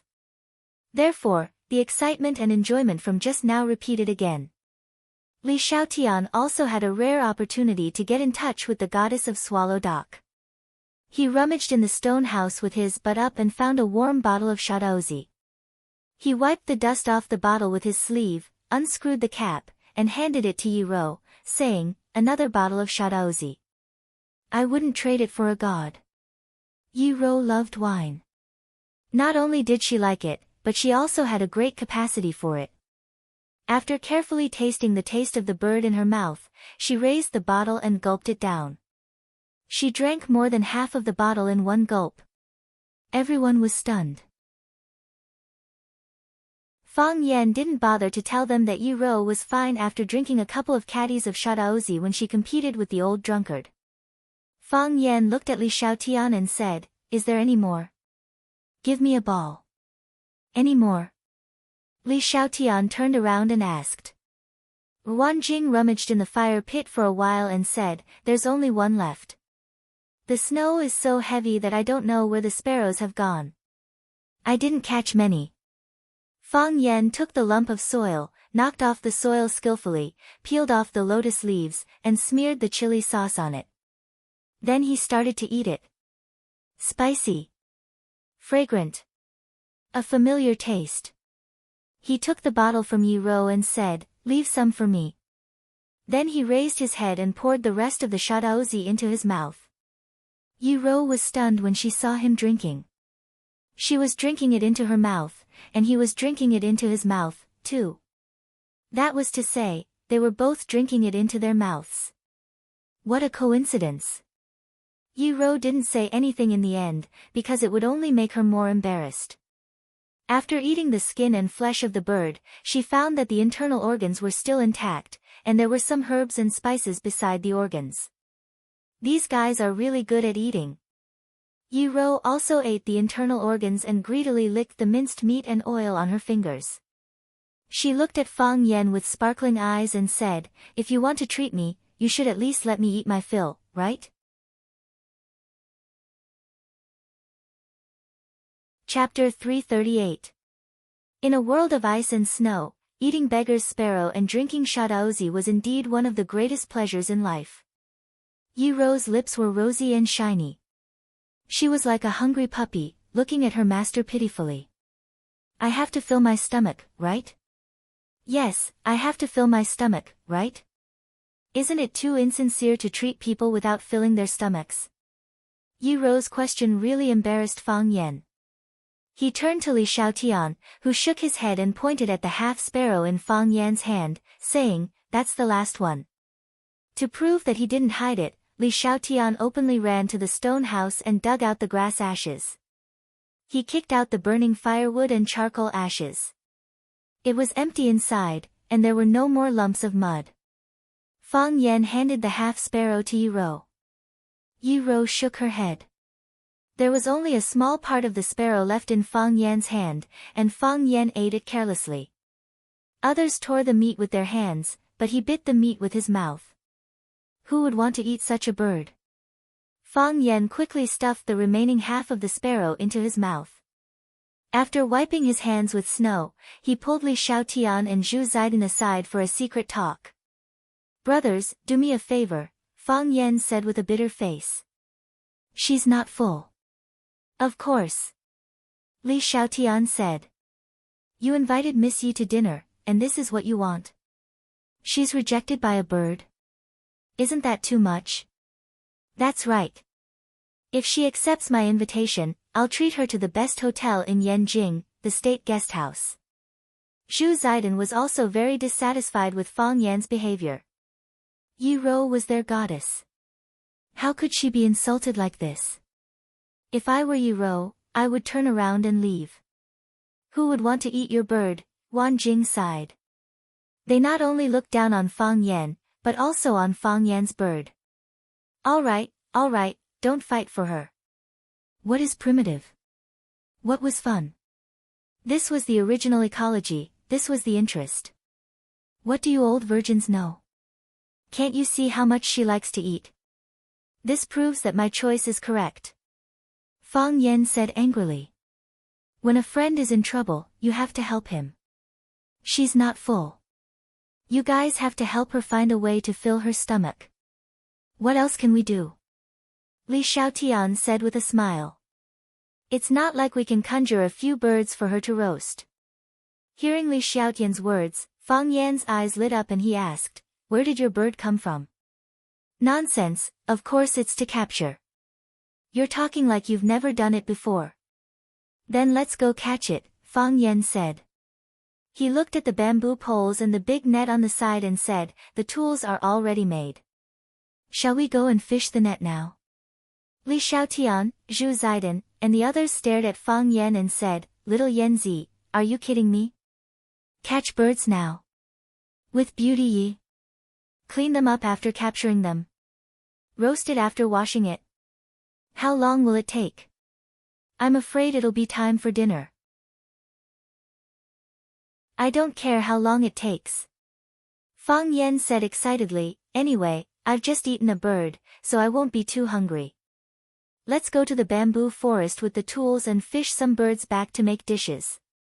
Wan Jing, go back and get some wine, lotus leaves, spices, and chili sauce. I'll leave the logistics to you." "No choice." Wan Jing nodded. He was the smallest in the team and was responsible for passing messages and running errands when there were group activities. "The rest of you go to the bamboo forest." Fang Yan gave the order without hesitation. No one refuted Fang Yan's words. They carried the tools and walked to the bamboo forest not far away. They used to do this kind of thing often, so it was a piece of cake for them now. Fang Yan walked to Yi Rou and said with a smile, "Are you interested in chasing birds?" "Chasing birds?" Yi Rou's eyes lit up even more. It seemed that she was really interested in this kind of thing. The so-called chasing birds was to drive the birds into the big net they set up. It was the same principle as chasing fish in a pond. The difference was that the fish were driven in the water, while the birds were driven in the sky.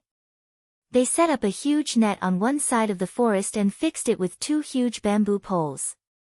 The place Fang Yan and the others chose to chase the birds was the wild bamboo forest. The dense bamboo forest was the natural prey for the wild birds. Fang Yan and Yi Rou were in one group, Zhu Ziden and Chen Hua were in another group, and Li Xiaotian and his brother Li Xiaoyi were in another group. The last person was responsible for watching the net. If the bamboo poles fell and the net was broken, their hard work would be in vain. Then, the three groups set out from three directions into the depths of the bamboo forest, waving the long bamboo poles in their hands. Pa! Fang Yen slammed the bamboo pole into the bamboo forest, and the birds scattered in all directions. Yi Rou had already understood the principle of chasing birds. It was actually a U-shaped encirclement, and the only exit was to set up a big net to catch the panicked sparrows. Pa! Yi Rou also raised a bamboo pole and patted it in the other direction of the bamboo forest. Pa! Fang Yen patted it to the left. Pa! Yi Rou patted it to the right. The two looked at each other. Fang Yen grinned, and Yi Rou's eyes also had a gentle smile. Oh, I'm the king of the mountain. Li Xiaotian's howl came from the east. What king of the mountain is a wolf? I'm the evil tiger coming down from the mountain. Oh, ha ha ha, I'm here too. Are you guys scared? Zhu Xiaoyi's howl came from the west. Pa! Yi Rou patted it again and said, they all have lines to say when they enter the forest. Do you have yours? Why would I do such a childish thing? Fang Yen denied it with extreme determination. Those guys are so embarrassing. Aren't they afraid of being laughed at?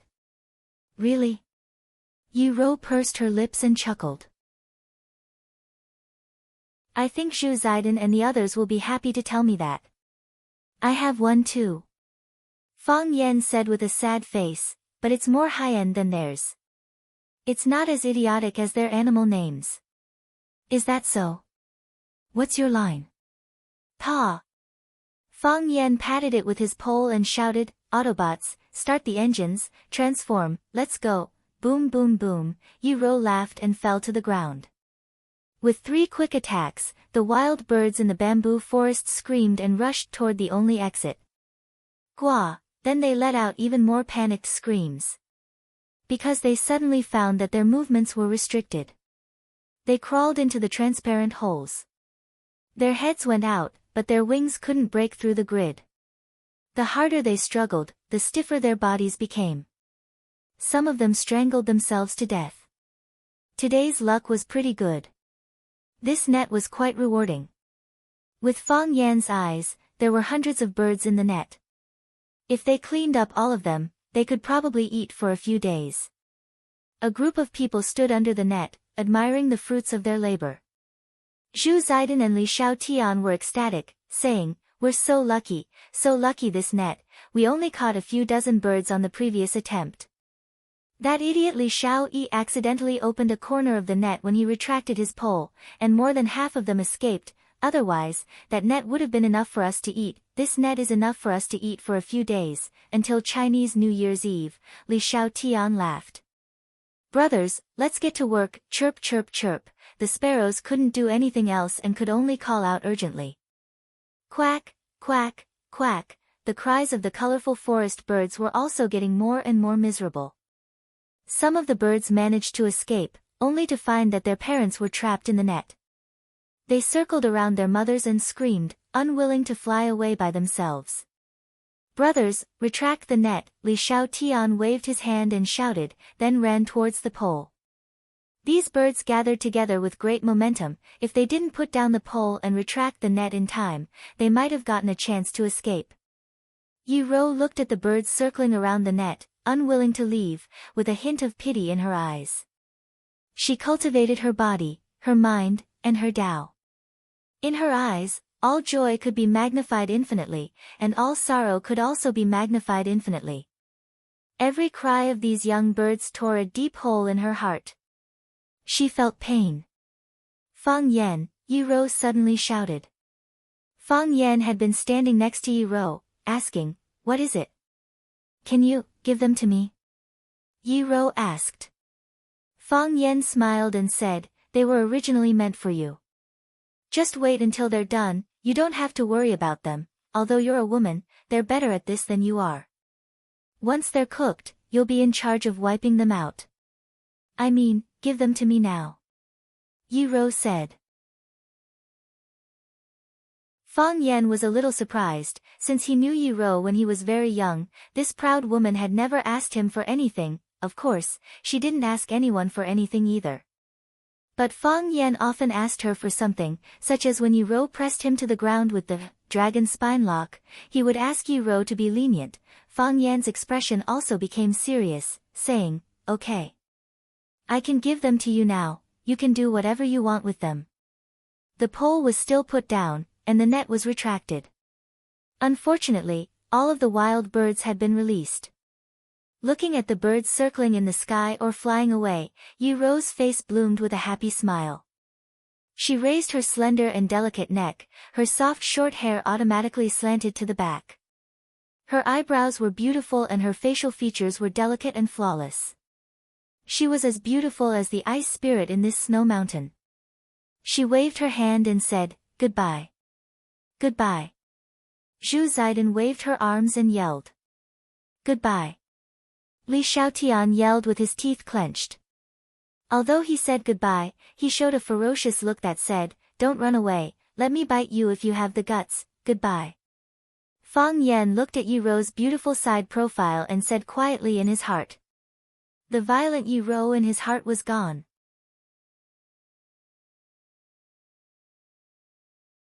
Chapter 339. The sky was gray, and the earth was white. The birds flew away, leaving only a few feathers as a sign of their existence. Since the birds had flown away, there would be no lunch today. Looking at Li Xiaotian and Zhu Zaidan's pitiful expressions, Fang Yan was full of sympathy for them. He said aloud, "I've said it before, this is a very inhumane thing to do. What's so delicious about birds? They're small and skinny. If you want to eat them, we can go to the mountain to hunt pheasants and rabbits, catch a few handfuls of chili, and make a big pot of stew. We can eat as much as we want. There's plenty of meat, and we can eat until we're full. Isn't that great?" Li Xiaotian and Zhu Zaidan were trembling with anger. If it weren't for Yi Rou, they would have thrown the black leather gloves on their hands at Fang Yan and fought with him. They knew they couldn't defeat Yi Rou. When did you ever say that this was an inhumane thing to do? Weren't you the one who said you wanted to hunt birds the most? You were the commander-in-chief of the operation, and we were all your lackeys, okay? What's so delicious about birds? Who was the one who thought they tasted good and dragged us out to hunt birds? You should be careful when you speak." Hearing Fang Yan's words, Yi Rou's eyes lit up again. She said, "Hunt wild rabbits?" Everyone looked at Yi Rou carefully, for fear that she would ask for something else. Li Xiaotian and the others didn't have to answer, but Fang Yan had to. After all, Yi Rou was his guest. He looked at Yi Rou with a smile and said, "Yes. Many pheasants and rabbits come out to play after it snows. The snow is too deep, so they are not as agile as before. Especially the rabbits, whose legs are short, can't jump out of the snow holes once they fall into. We used to go up the mountain to catch them. After catching them, we can make dry-fried chicken or dry-fried rabbit with extra seasonings and chili. We eat them with a mouthful of wine and a piece of meat, sweating profusely. Can we catch them now?" Yi Rou pretended not to see the painful expressions of Li Xiaotian and Zhu Zaidan and asked. Fang Yan looked back at Li Xiaotian, Zhu Zaidan, and the others in a friendly manner, and said, "It should be, okay?" Yi Rou waved her hand and said straightforwardly, "Let's go hunt wild rabbits." Therefore, Li Xiaotian, Zhu Zaidan, and the others looked even more miserable. Li Xiaotian pulled Fang Yan's arm aside and said in a low voice, "Brother, please do us a favor and let us go. You went to pick up girls, and we followed you. Besides, when we catch some wild chickens and hares later, Miss Yi will become soft-hearted and ask us to release all the wild animals. What will we eat then? I've only eaten 2 birds for the whole day. I'm so hungry after being tortured by you guys. You guys have fun, shall we go back first? I want to let you go, but as you can see, this matter is not up to me." Fang Yan smiled helplessly. "But I can promise you that I won't let go of any pheasants or hares that we catch later. If she dares to do such a thing again, I'll slap her." "How dare she?" Li Xiaotian stared at Fang Yan with disdain and said, "You have to be able to beat her first. You were beaten up by her, who would believe you?" That was before. Now she's no match for me at all. When I'm in a bad mood, I drag her out and beat her up. She doesn't even dare to fight back. Hurry, tell the brothers to prepare and show this inexperienced girl the strength of our Swallow Fort, Pretty Men Team. Pretty Men Team was the name of the bird hunting team led by Fang Yan. At that time, there was an idol drama called Meteor Garden that was very popular. They got inspiration from this drama, so they chose this name. Originally, they wanted to copy the F4 group and call themselves F11. But as more and more members joined, they couldn't be F11 today and F12 tomorrow. That would be inconvenient for them to spread their fame. They had no choice but to change their name. The first 11 people who joined were pretty men, but those who joined later were not pretty men. It was not good for the unity of the team. We really can't let them go this time, Li Xiaotian said worriedly. They had no sense of team honor at all. We definitely won't let them go. Then let's go, Li Xiaotian said, resigned to his fate. I hope we didn't work for nothing this time. Wan Jing, who was sent away by Fang Yan to get the lotus leaf chili sauce, returned. He raised the big bag in his hand excitedly and said, I've brought everything you wanted. Where are the birds? Fang Yan glanced at him and said embarrassedly, Wan Jing, please go back and get a pot. A rabbit and a chicken were cut into pieces and stir-fried in the big pot. Spices and handfuls of red chili were added, then shredded ginger and scallions were sprinkled over. When the meat broth in the pot was bubbling, the lid was lifted and the chopsticks were used to eat. Hot and spicy, then a big mouthful of the shadaozi brewed by a small workshop in Swallow Fort. Even a god wouldn't trade that taste. Men always wanted to get beautiful women drunk when they met them. Li Xiaotian, Zhu Zaidan, and the others were no exception. However, Yi Rou's eyes became brighter and brighter as she drank, while Li Xiaotian, Zhu Zaidan, and the others became dumbfounded. Fang Yan didn't bother to remind them. He just ate the meat and drank the wine. When he was full, Li Xiaotian, Zhu Zaidan, and the others had already fallen asleep in the snow. Wan Jing looked at Yi Rou in surprise as if he had seen a ghost. Sigh, he went back and got a barrel of shadaozi. Now the barrel was empty. Li Xiaotian, Zhu Zaidan, and the others drank 5 liters, while Yi Rou drank 4 to 5 liters. Does this woman have a limit to her alcohol tolerance? Wan Jing looked at Fang Yan and said, why didn't you remind me? I did, Fang Yan said, feeling wronged. Why did you remind me?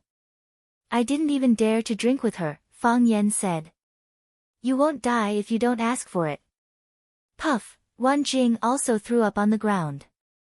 He didn't know whether it was because he had drunk too much or because of Fang Yan's anger. Originally, he also wanted to beat Yi Rou with Zhu Zaidan and the others, but he stopped when he found the situation was not right. So he ended up half dead. Leaving the drunkards to Wan Jing, Fang Yan accompanied Yi Rou back to the village. Did you play like this before? Yi Rou asked. Yes. Fang Yan nodded. There are many games.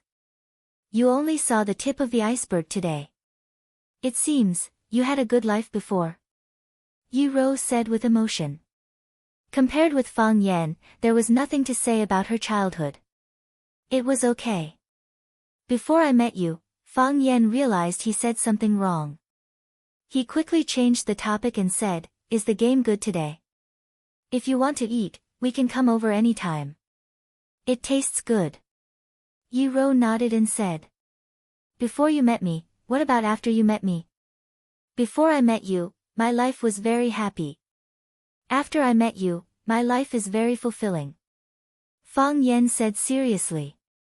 Fulfilling is one level higher than being happy. Life can't be silly and happy all the time. Fulfilling makes one's life complete. Do you really think so? Yi Rou glanced at Fang Yan and asked.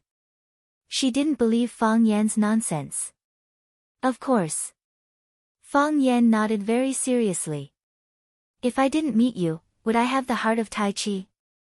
Why don't Li Xiaotian and Zhu Zaidan have it? Yuro wanted to hit him again. She said in a low voice, "That's because they don't practice Tai Chi, that's why I said they will never have the heart of Tai Chi," Fang Yan said with a smile. "If I didn't have the heart of Tai Chi, how could I defeat Qianya military department? How could I become the inspirational role model that every parent chooses to teach their children? How could I become the idol in the eyes of countless boys and girls in Swallow Dock?" When Fang Yan was bragging about himself, he met Bai Xiu and Phoenix who were strolling in the snow. Bai Xiu and Phoenix walked over from the opposite bank of the Stone River. Bai Xiu's hair was still loose and he was wearing a white robe. The difference was that he was wearing black cloth shoes today instead of running barefoot in the snow like last time. Phoenix was wearing a purple windbreaker, high-heeled leather boots, and a plush hat on her head. She looked arrogant and charming. It seemed that she had dressed up carefully. It was unknown what Bai Xiu said, but the Phoenix giggled and looked very happy. When their eyes met, the four of them stopped. Phoenix looked at Fang Yan, while Bai Xiu looked at Yuro thoughtfully. "Are you guys dating?" Phoenix asked Fang Yan.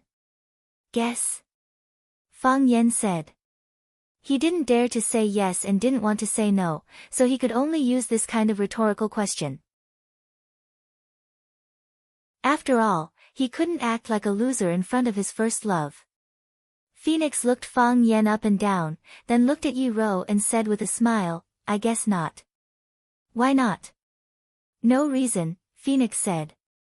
"It just feels, it doesn't feel like you guys are a couple." "Ha," Fang Yan sneered. He put his hand around Yuro's waist and said, "Do I need to prove anything to you?" In the TV series that Fang Yan watched, this kind of plot often appeared. In order to get revenge on her ex-boyfriend, the female lead would bring a man who was better or more affectionate than her ex-boyfriend to a party. At the party, the ex-boyfriend would snort at the female lead's behavior and say, "Don't use such a cheap trick to deceive me, I won't fall for it. There's no relationship between you two. You brought him here just to make me angry, right?" Then, in a rage, the female lead would rush up to hug and kiss the male lead. Of course, the female lead would usually kiss the male lead in the TV series. Fang Yan felt that he was the female lead who accidentally met his first love. So, he wanted to use another woman to prove that even if you don't want me, there's someone else who wants me. And now, the person who wants me is better, prettier, and more violent than you. "Do I need to prove anything to you?" Fang Yan said. As he spoke, he put his hand around Yuro's waist as he wished. It had to be said that Yuro's waist was very thin. Of course, she was thin, so her waist was naturally not fat. The most important thing was that it felt very good. There was no excess fat, and it wouldn't be shriveled into a pile of bones. Oily and smooth, soft and tender, among the women he had touched, she could be ranked in the top 3. Of course, Fang Yan had only touched 3 women in total. "Why is my nose bleeding? What's going on?"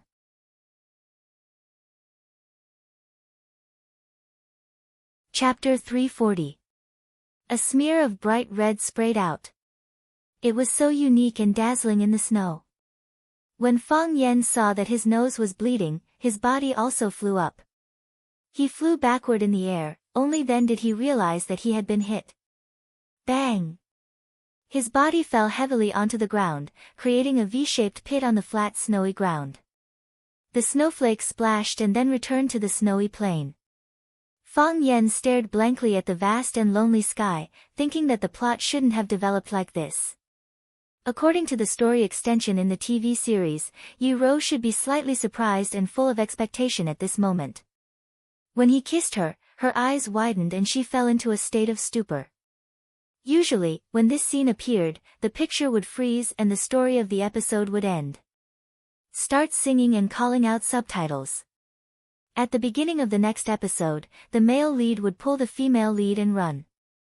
They would run on a long bridge or a beautiful river bank. They ran and ran until they were out of breath and could no longer run. The male and female protagonists lay on the railings or their knees, panting heavily. The female protagonist asked why they were doing this. The male protagonist impatiently asked, "What's wrong with me?" The female protagonist said, "What do you want?" The male protagonist said, "What do you want?" The female protagonist was very angry and turned to leave. The male protagonist did not try to hold her back. Why did she hit people? Fang Yan couldn't understand this question. You hit me in front of my first love and her boyfriend, don't you know it hurts my pride? You can't even bear to eat a bird, am I less than a bird? Phoenix's damned smile appeared in front of him. She crouched down and looked at Fang Yan, who was lying in the snow, and said, "Are you all right? What do you think?" Fang Yan said snappily. "I'm already like this. I'm injured both inside and out. Can I still get better?" "I'm sorry, I shouldn't have asked you that question," the phoenix said apologetically.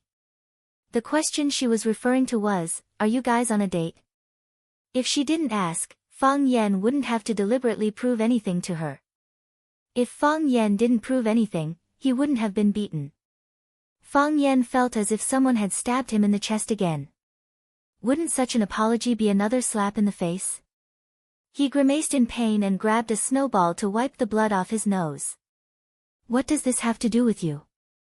Phoenix gave Fang Yan a strange look and said, "Is it not because I asked you that question, that you are lying here?" "Of course not." Fang Yan denied. "How could I be beaten just because you asked me a question? Is there such a barbaric and violent person in this world?" "Then why?" "Because I held her waist." "Aren't you a couple?" "It has nothing to do with whether we are a couple or not. It's just because I held her waist," Fang Yan said stubbornly. Can't couples hug each other's waist? Who says that couples can hug each other's waist? I haven't even seen Bai Xiu hug your waist. Fang Yan's thought process was very contradictory, but the logic was very simple. I was beaten not because we aren't a couple, but because I held her waist. If that's the case, wouldn't it look better? Young people still care a lot about their dignity. So that's how it is. Phoenix squinted her eyes and smiled. She took out a handkerchief from her pocket and handed it to him. "Do you want me to wipe it for you?" "No need," Fang Yan said. "Your boyfriend will be jealous." "Then should I help you up?" "No need," Fang Yan said. "I want to lie here and calm down." "Then, we'll go first," Phoenix said. "I won't see you out," Fang Yan said. He was lying in the snow. This position was quite comfortable. He didn't want to get up. If he got up, he would have to see Bai Xiu's face. He really didn't want to see Bai Xiu's face right now. Phoenix walked in front of Yi Ro and said, "He took you to eat bird lotus leaves?" "Yes." "He took you to the bamboo forest to catch birds?" "What are you trying to say?" Yi Ro raised her slender eyebrows. "He took you to eat pheasant and rabbit stew and drink the strongest shadaozi?" Phoenix giggled and said, "He used to treat me like this too. Later on, I found out that this is the standard way for boys from Swallow Fort to pick up girls." Phoenix waved her hand at Yi Ro and said, "We still want to go for a walk.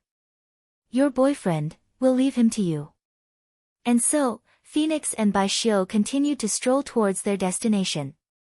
The sound of laughter scared away the forest birds and the colorful snowflakes. Fang Yan looked at the dancing snowflakes in front of him and thought, the weather is so beautiful when it snows. Ka ka ka, Yi Ro walked in front of Fang Yan. She stood on a high place and looked down at Fang Yan who was lying on the ground. She's right. Fang Yan took the initiative and told the truth. Eating bird lotus leaves, catching sparrows in a net, making pheasant and rabbit stew, and drinking the strongest shadaozi, fishing by cutting ice, bathing in hot springs, ambushing from 10 sides, and flying kites, these are the standard ways for boys from Swallow Fort to pick up girls. When Li Xiaotian was in college, he brought his girlfriend back. We played these games with him. Ruan Jing used these games to bring back several girlfriends. I've also brought Phoenix to experience it. Swallow Fort belongs to Yanjing, but it's far away from the bustling capital. We don't have an arcade to play games or a cinema to watch movies. We don't have a KTV to sing in or a bar to dance in, we only have these little games that we created, which we think are the best. When you like someone, you want to bring what you think is the best to her. Li Xiaotian was like that, so he brought his girlfriend to Swallow Fort. Later, they broke up, and Li Xiaotian took us to the place where he kissed his girlfriend for the first time and drank for the whole afternoon. Although Wan Jing looks ordinary, he's the Casanova among us, all the skills we know about chasing girls were taught by him. He knows what girls like, and he also knows what kind of feeling girls like, so he can bring back one girl after another that he likes. The girls in the city often go to bars, KTV, arcade, and cinema, so it's quite refreshing to experience the farm culture of Swallow Fort occasionally. Your brother Yi Fengsheng is also a member of our team. He has always liked Bailey Lu's little sister, Bailey Lianxin, and has also tried to use these games to win the girl's heart. We don't know why, but he hasn't succeeded, maybe because he's too fat. We've been asking him to lose weight, but we didn't expect him to get fatter and fatter. At that time, the person I hated the most was you, and the person I liked the most was Phoenix. I liked her the first time I saw her. She came in her father's military car, wearing a little white dress. Standing in the middle of a group of soldiers, she was like a little princess being protected. She was very beautiful, and also very arrogant. But her beauty and arrogance didn't repel people 1,000 miles away, and it was very easy for people to get close to her. She saw us peeping at her from a distance, but she wasn't angry. She even waved at us and said, "Do you want to eat chocolate with me?" You see, she conquered all of us with one sentence. She's obviously the same age as us, but everyone is willing to listen to her. When you're in a bad mood, she can tell at a glance, and she will chat with you. After a while, you'll find that you've already forgotten why you were in a bad mood just now. When you're injured, she will rush to treat you. She's very good at bandaging. It's said that her mother is a doctor in the military hospital, and she learned bandaging skills from her mother since she was young. She was also very generous. She often gave us good food that we had never seen before.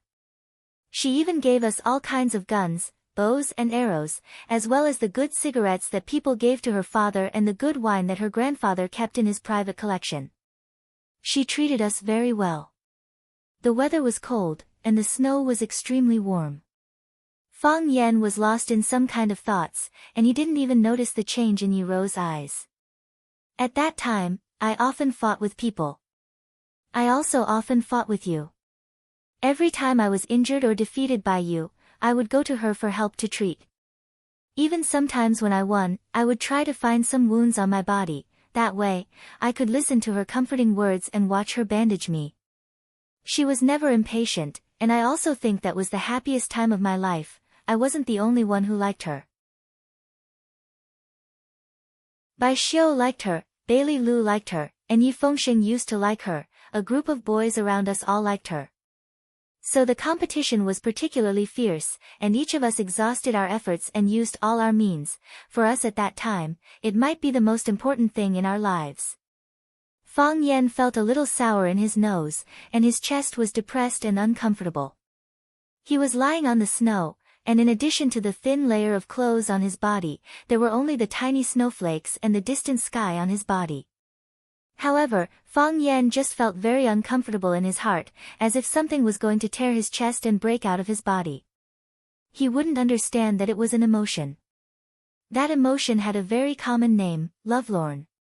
For a teenager, being lovelorn might be an important thing that would affect his life. At that time, Fang Yan didn't know how to release this kind of negative emotion, because with his character, he would only bury it deep in his heart and pretend that nothing had happened. But today, it jumped out without any warning. It was honest under the sky, in the snow, and under the gaze of Yi Rou.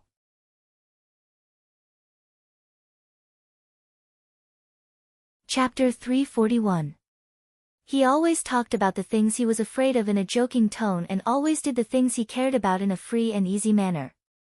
However, that was just a thin and fragile disguise. It was like the sugar coating on the outside of a pill. The sugar coating melted in the mouth, and then there was the deep bitterness that made people's hair stand on end and tremble. as if the bitterness had reached the depths of the soul. Everyone thought that Fang Yan was a happy person, and Yi Ro was no exception. In Yi Ro's eyes, her opponent of many years was playful, funny, persistent, patient, despicable, diligent, shameless, unwilling to suffer losses, and desperate to take advantage of others. Fang Yan was the most peculiar and elusive person she had ever met. If he had the impulse to write books, such as, On 32 Ways of Being Cheap, cheap is a life attitude, Fang Yan's view of cheap, do you want to be a cheap person? Do you want to be a cheap person? Books like Hua Xia's Self-Cultivation of the Cheap God would definitely sell well and lead to a trend. Sometimes Yi Ro even thought that Fang Yixing, a gentle and old-fashioned bookworm, and Lu Wan, a well-educated and well-mannered hostess, how could they have such an unusual child? However, today, Fang Yan had subverted all Yi Ro's understanding of him. Proud, pure, playful, sensitive, and childishness. He lay motionless in the snow, his eyes sorrowful as he looked at the empty sky. Filled with emotion, he narrated the process of him and the phoenix getting to know each other. Even though the years were ruthless, she could still hear the unwillingness hidden in his words. Every teenager thought he was the best teenager. Why did she choose someone else instead of him? Every teenager thought he was the most trustworthy teenager. Why did she fall in love with someone else but give up him? Yi Ro's little face slightly twisted and her eyebrows wrinkled, as if her mood also became sad. She wanted to say something, but she didn't say anything in the end. Fang Yan was lying down, and she was standing up. She looked down at the changes in his emotions and the faint red light in the corner of his eyes. I just want to treat you to a meal. Fang Yan said. It was the most sumptuous way I thought I could think of, I didn't think so much. I never thought that because I invited Phoenix and Li Xiaoyan's girlfriends, I wouldn't be able to bring you here. If that's the reason you want to beat me up, let's begin. What is fishing through ice? Yi Ro asked. Asking this question made her feel relaxed, and even the annoyance between her eyebrows was relieved. These questions were really suffocating her. What? Fang Yan widened his eyes and stared at Yi Ro. He felt that he couldn't keep up with Yi Ro's thoughts. It was too exciting. And the ambush from all sides, what's that? Bathing in a hot spring, flying a kite, are these more fun than catching birds in the bamboo forest? Yi Ro continued to ask. Yi Ro was very dissatisfied with Fang Yan's silence. She said, can't you bring people to play these games? If you don't want to say it, Yi Fengxing should know, right? You're not angry at all? Fang Yan asked. Angry? Why should I be angry? Yi Ro asked. What Phoenix said, what does it have to do with me? Yi Ro asked back. But you hit my nose, Fang Yan said. Didn't you hit my nose because you were angry? I hit your nose because I was angry. Yi Ro raised her slender eyebrows out of habit again, and explained very seriously, your nose is bleeding, and my anger is gone. What happened after that? What happened after that? Fang Yan couldn't help grinning. Yes, what happened after that? Phoenix misunderstood that he took Yi Ro to catch birds in the bamboo forest to eat and drink shadatsi with these standard tricks to pick up girls, but she didn't know that Yi Ro didn't have such ideas at all. Yi Ro simply thought it was fun to catch birds in the bamboo forest. She simply thought that the pheasant and hare stew were delicious. She just thought that shadatsi was delicious, shadatsi, which had been frozen for a while, was even better. The liquid was cold, but the alcohol's clarity made people's bodies burn. The feeling of ice and fire kept hitting the mouth and stomach buds, as well as every inch of muscles and skin, giving people a feeling of madness and tearing that they had never experienced before. That was all.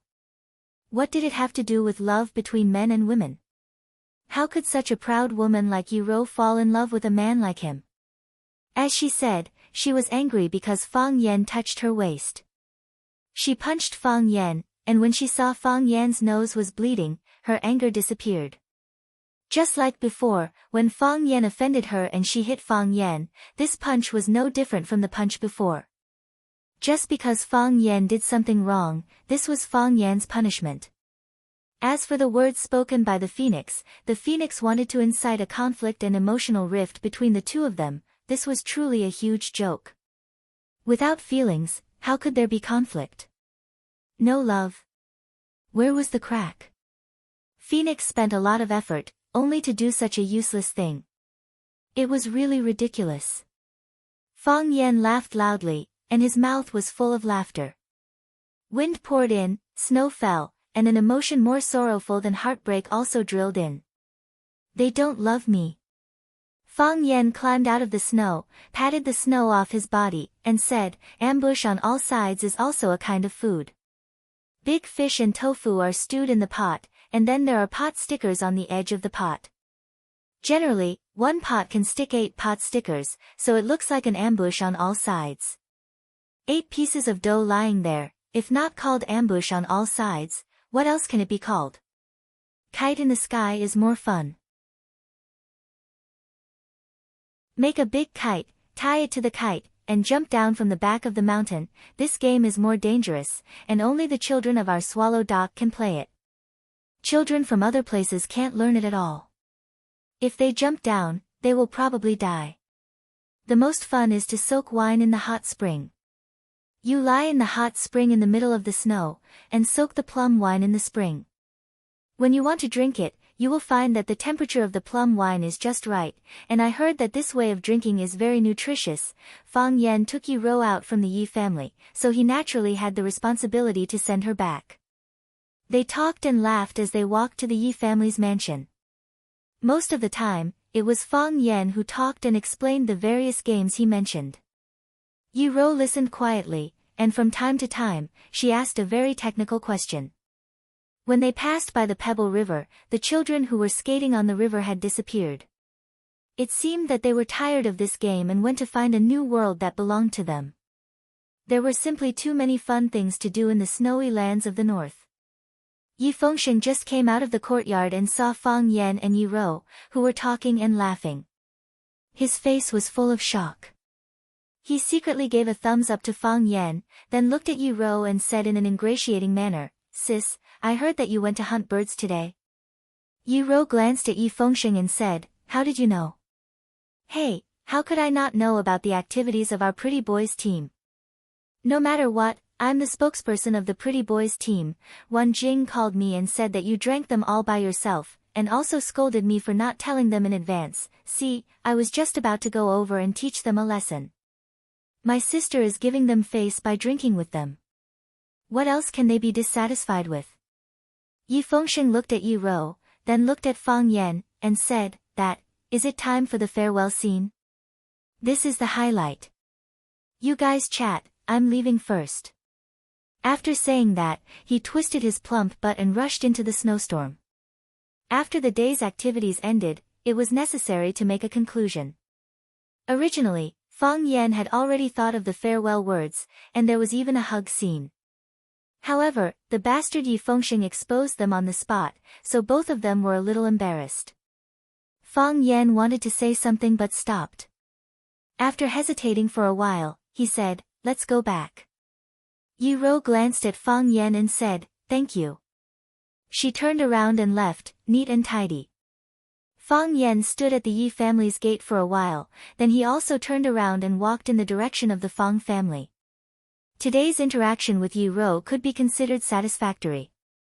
The hatred between the two was resolved, the distance between them was shortened, and he even treated her to a sumptuous meal. However, he didn't know why, but he felt a trace of regret in his heart. He kept feeling that something was missing. What was it that was missing? Fang Yan thought hard and finally figured it out. He forgot to ask Yi Ro about the problems he encountered when practicing the heart of Tai Chi. It seemed that he had to make another appointment tomorrow. At most, he would treat her to an ambush from all sides.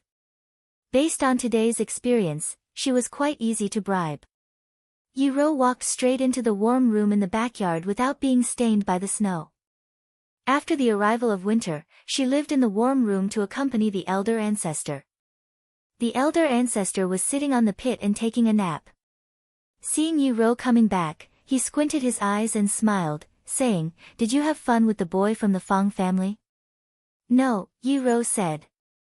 In front of her elder ancestor, she didn't need to hide anything. She couldn't hide it either. "What's wrong?" The elder ancestor became energetic and sat up a little. He asked, "How did that boy bully you?" "He can't beat you, so he can't bully you even if he wants to." She had lived for too long, and nothing was new. She had to find some fun. It was also a good way to kill time to understand the emotional state of the younger generation. Therefore, the elder ancestor was very active in these things. "He is an idiot," Yi Rou said with anger in her eyes. It could be seen that she was really angry.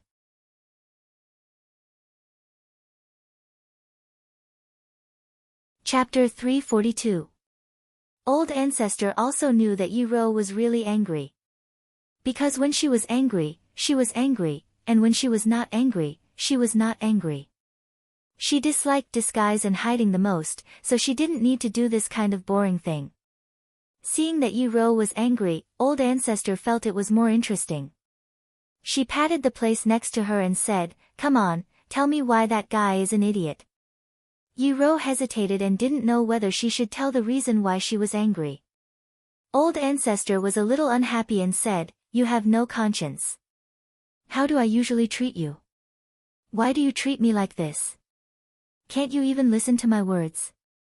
Yi Rou had to sit next to Old Ancestor and told some of the things she and Fang Yan experienced when they went out. Old Ancestor laughed and said, "This guy is really an idiot, it's appropriate to call him an idiot. What a stupid thing he did. He looks smart, but why doesn't he understand women's mind at all?" Old Ancestor also thought that Fang Yan was quite an idiot. Phoenix questioned the relationship between Fang Yan and Yi Rou. Why did he rush to prove it to her? You hugged Yi Rou and said that she was your girlfriend. What did you think of her? What did you think Yi Rou was? She was your capital to show off to your first love? Or a prop to accompany you to act in front of your first love? Either one was not what Yi Rou needed and liked. She was Yi Rou. She was Yi Rou. If you like her, you like her. If you don't like her, you don't like her. Friends were friends, and girlfriends were girlfriends. No disguise, no exaggeration. Frank, white, and clean. Besides, you were so anxious to prove it. You couldn't prove that Yi Rou was your girlfriend, but it only proved that you cared about Phoenix's attitude. You cared about Phoenix's attitude, but you ignored Yi Rou's attitude. How could Yi Rou not be angry? Thinking that Fang Yan dared to treat her as a substitute, Yi Rou couldn't suppress her anger. She wanted to beat the crap out of him. If she didn't feel sorry for him lying in the snow and telling the story of a lovelorn, she thought she would really do that. She hesitated for a long time and wanted to ask, "Do you want to die?" In the end, the question that came out of his mouth was, "What is ice fishing?" which did not require any technical content. She was such a smart woman. How could she not understand what it meant to fish from the ice? The funny thing was that the idiot actually explained to her all the way, and his expression was so serious. The great ancestor held Yi Rou's hand, laughing so hard that she gasped for breath. She said, "Oh, my son, my little girl has never been bullied like this before. That guy, if he dares to come here again, I'll break his legs." What did he do? Fang Mansion. In the living room. Fang Yan said proudly to his mother, "Lu Wan, we had a good chat. We caught birds together, ate, drank, and even took a walk back. I sent her to her doorstep." When Fang Yan and Yi Rou made an appointment to take a walk in the snow, all eyes in Swallow Dock were attracted to them. Everyone knew that the Fang family and the Yi family were not on good terms. The annual martial arts competition between the two families was the best proof. Even better proof was that the little girl of the Yi family, Yi Rou, had never shown mercy to the Fang family's Fang Yan. But this time, when Fang Yan suddenly came back, he suddenly visited the Yi family with gifts and asked Yi Rou out for a walk, which attracted many people's guesses. What kind of show was this? The Yi family naturally paid attention to it. As soon as Fang Yan came back, he was pulled over by his mother for questioning. Did you kowtow to the great ancestor? Lu Wan asked with uncertainty. Yes, I did. Fang Yan said. The great ancestor is eating cucumbers. It seems that he has good teeth. Miss Yi, why did she agree to go out for a walk with you? Fang Yan was stunned and thought, my mother doesn't believe in her son's charm. Isn't it normal for me to ask a little girl out for a walk? What's there to doubt? Maybe it's because we have a good relationship. Fang Yan said. She's beaten me up for so many years. She treats me differently from others. That's true. Lu Wan nodded. You really didn't fight this time. I didn't fight. Fang Yan had to repeat this sentence again and said, I went to the Yi family to thank them. Why did I fight? After today's conversation, my relationship with Yi Ro has improved by leaps and bounds. She is a little different from what I knew before. Fang Yan thought of her sad expression when she saw the flock of birds desperately hitting the net and those young birds refused to leave for a long time. He said, she is very kind. He touched his nose that was still hurting and added, of course, most of the things we know are the same. She is still as brutal and violent as before. For some reason, she likes to beat people. Fang Yixing pretended to walk into the living room by accident. He glanced at Fang Yan and asked, did you see the great uncle Fang? Yes, Fang Yan said. The great uncle Fang his father mentioned was the eldest of the Yi family's 3 tigers, Yi Daowen. The eldest was dedicated to cultivation and his skills were unfathomable. The second eldest, Yi Daoxian, worked in the military and was a very powerful senior official in the General Staff headquarters. The third eldest, Yi Daoling, was mainly engaged in economic research. He was a core figure in the Yanhuang Kingdom's think tank. This was the origin of the Yi family's 3 tigers and the reason why the Yi family had a high status in Swallow Dock. Sanhu was an extremely filial person. Sanhu's father and uncles were also filial people. Therefore, the great ancestor was like an ancestor in the Yi family. Usually, no one objected to what she said. She doted on Yi Ro. Yi Ro was the pearl of the Yi family. Of course, even if she didn't dote on Yi Ro was still the pearl of the Yi family. The title of the number 1 of the younger generation in Neijiang was very beneficial to the Yi family. She had achieved so much at such a young age. Who knew how far she would go in the future? What did he say? Fang Yixing asked. We chatted for a while. He told me to go in and kowtow to the great ancestor. I went in, Fang Yan said with a smile. Of course, he skipped some steps in the middle. He took the initiative to ask you to kowtow to the great ancestor. A light flashed in Fang Yixing's eyes. Yes, Fang Yan nodded and said. Fang Yixing smiled with relief and said, you should visit the old man sometimes. You should also ask Miss Yi. She is more powerful than you, and she entered that realm earlier than you. She will be of great help to you. Fang Yan nodded seriously and said, I will. Fang Yixing knew that his son really didn't need his advice. He took a book and walked into the study again, walking briskly. Fang Yan looked at Lu Wan and said with a smile, I'm going to see the old drunkard. I want to see if he has woken up. Lu Wan slapped Fang Yan's head and said, how can you call him the old drunkard? I'm used to it, Fang Yan said with a smile. If I don't call him the old drunkard, he probably won't be used to it. Lu Wan sighed softly and said, he has been living too hard. I'll ask the kitchen to make some dishes and send them over. You can drink with him. Perhaps it was because the land in Swallow Dock was not worth much money, but every family and household in Swallow Dock lived in a large courtyard. The courtyard was divided into the front yard and the backyard. The front yard was small and refined, while the backyard was wide and dense. Some of the backyards were like a maze, with many important or very unimportant people living there. There was an independent small courtyard near the back door of Fang Yan's backyard. That small courtyard was the old drunkard's residence. Before he got close, the smell of wine had already hit his nose. The smell of wine was mixed with the cold air and transmitted into his body through his nostrils. His heart and lungs were filled with the strong smell of shadaozi. The courtyard was filled with big jars, and the jars were filled with shadaozi. The old drunkard only drank shadaozi, and he only drank the shadaozi that he brewed himself. Fang Yan asked him the reason, but he said that he had no money to buy it. Fang Yan didn't believe his nonsense. No matter how poor the Fang family was, they could not afford to buy shadaozi that he drank more than 10 kilograms or dozens of kilograms a day.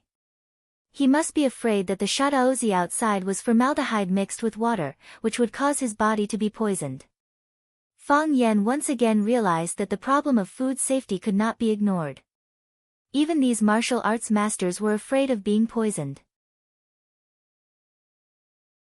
The door of the courtyard was not closed, and the door had never been closed. Everyone could enter, but few people were willing to enter. Entering was the rule of the old drunkard. Of course, he only drank with the people he liked. This was also the rule of the old drunkard. Therefore, only a few people, such as Fang Yan, Yi Rou, and the hero, could enter the courtyard in the end. Fang Yan pushed the door and walked in. A tall figure was standing in front of the wine jar, stirring the liquid in it slowly with a spoon. Bursts of wine fragrance came out, with the intoxicating smell of food and alcohol. The man was wearing a loose robe of indistinguishable color, and his long hair was loose on his shoulders. His figure was thin, but it did not make people feel that he was frail. He was not wearing shoes or socks, and stood barefoot in the accumulated snow in the courtyard.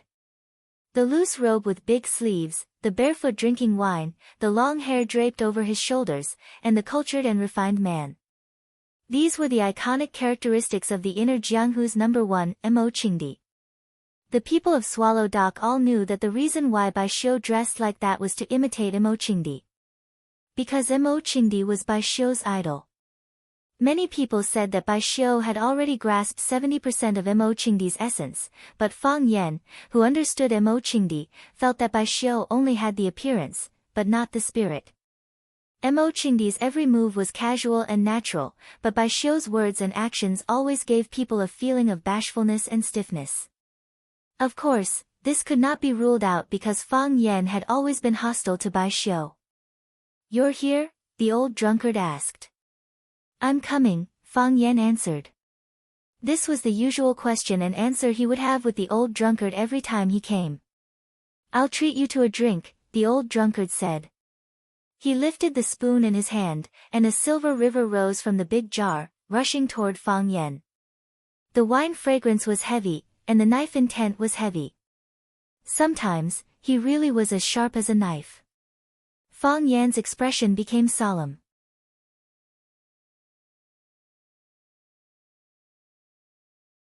Chapter 343. Fang Yan didn't dare to underestimate Mo Qingdi. No one dared to underestimate Mo Qingdi either. Even though his current name was Old Drunkard, everyone called him Old Drunkard, and they even forgot his original name. With a casual flick of a spoon, he could toss up a silver river. The silver river was like a silver dragon, condensing into a solid whole. It soared out of the vat and charged at Fang Yan. This was the most barbaric charge, so barbaric that it didn't require any technique. And because of the strong alcohol smell in the burning knife, this silver dragon was filled with the tyranny of a dragon and the killing intent of a knife. Dragons were the most powerful and arrogant creatures in the world. Those who stood in their way would die, and those who stood in their way would perish. Although this was a wine dragon, and although its strength was greatly reduced compared to the truth, it still had the power to destroy insignificant humans. Boom! The dragon's head slammed into Fang Yan. That small silver dragon opened its bloody mouth as if it wanted to swallow Fang Yan whole. Whoosh! The Taiji heart spun, and the Taiji realm unfolded naturally. Even Fang Yan's subconscious felt that he was in danger, and his body automatically reacted. In the Taiji realm, this silver dragon was even clearer, and its momentum was even more ferocious. Fang Yan could clearly see the crystal-clear water droplets. These countless violent water droplets formed this water dragon, singing a passionate battle song, baring its fangs and brandishing its claws in preparation for battle. Fang Yen stretched out a finger. That finger didn't block the dragon's head, because the impact of the dragon's head would fracture or break his finger. His finger pointed at the dragon's spine in the middle of the dragon's body. The rebound force of the dragon's spine was astonishing, almost bouncing off his finger. Fang Yen was very stubborn, and forcibly pierced a large hole in the dragon's spine. Slashing the dragon's spine. Hit the snake where it hurts, slashing the dragon's spine. Bang! The silver dragon split into two, and the energy in the middle was no longer connected. It couldn't support the entire silver dragon, and the dragon's body exploded. As the rain fell, Fang Yen opened his mouth and drank the wine that splashed over. Good wine, Fang Yen praised loudly. Everything has been removed, only wine and poetry remain. How can you drink without a vessel? Mo Qing Di raised his hand and slapped the vat. The wine vat that was half the height of a man under his feet was lifted off the ground and smashed towards Fang Yen. Fang Yen took the plum blossom steps and stretched out one hand. Just as the wine jar was about to reach him, he took a step forward and slapped the edge of the wine port with his right hand. A majestic atmosphere came from above the wine jar, rejecting Fang Yan's guidance and control.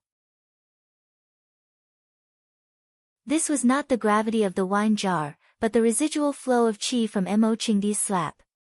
Fang Yen slapped the vat with one hand and his body spun rapidly.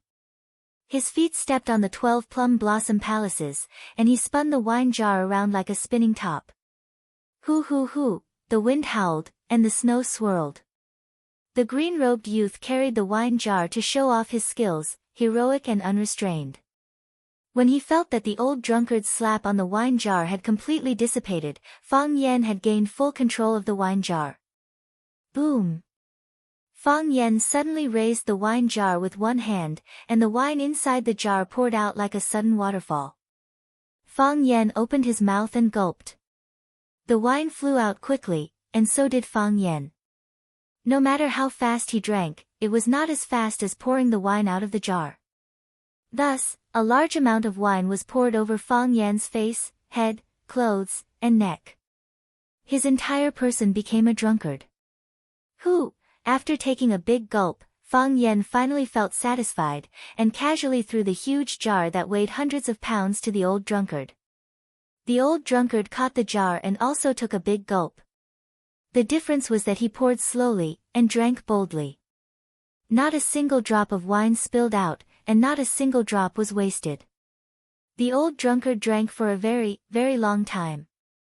Fang Yen was also used to this way of drinking. Boom! The old drunkard reached out, and the wine jar fell back to its original place. The two looked at each other and laughed. Fang Yen laughed happily, and the old drunkard laughed happily. In one's life, having 2 or 3 bosom friends accompany you to drink and eat with you was the greatest joy. The stray cat in the corner was scared away, and the rat that stole the wine was startled. Even the fluttering snowflakes didn't dare to get close to him. From point to line, is this the evolved heart of Tai Chi? The old drunkard didn't look at Fang Yen, and turned to walk back to the hut. He conveniently picked up a wine gourd from a corner, and after drinking a mouthful, he sat down on the deck chair under the eaves. The deck chair was made of bamboo, and because of excessive friction, its original color could no longer be seen. However, the body of the chair was shiny, and it gave off an oily brilliance. It's not bad, right? Fang Yen said proudly. Before he had the heart of Tai Chi, mountains were still mountains, and water was still water. In front of him was a green mountain, and that was a green mountain. However, with the heart of Tai Chi, mountains weren't just mountains, but forests, rivers, rugged rocks, flowers blooming, birds chirping, tigers roaring, and dragons roaring. That was the state Fang Yen was in before he ran away, and the old drunkard was very familiar with this. In the Battle of One Sword Peak, the life and death battle between Fang Yen and the Japanese sword god, the heart of Tai Chi changed again at the critical moment. If it was still a mountain, the forests and rivers he saw would become pictographic lines. The rugged rocks were the lines, and the flowers blooming and birds chirping were also the lines.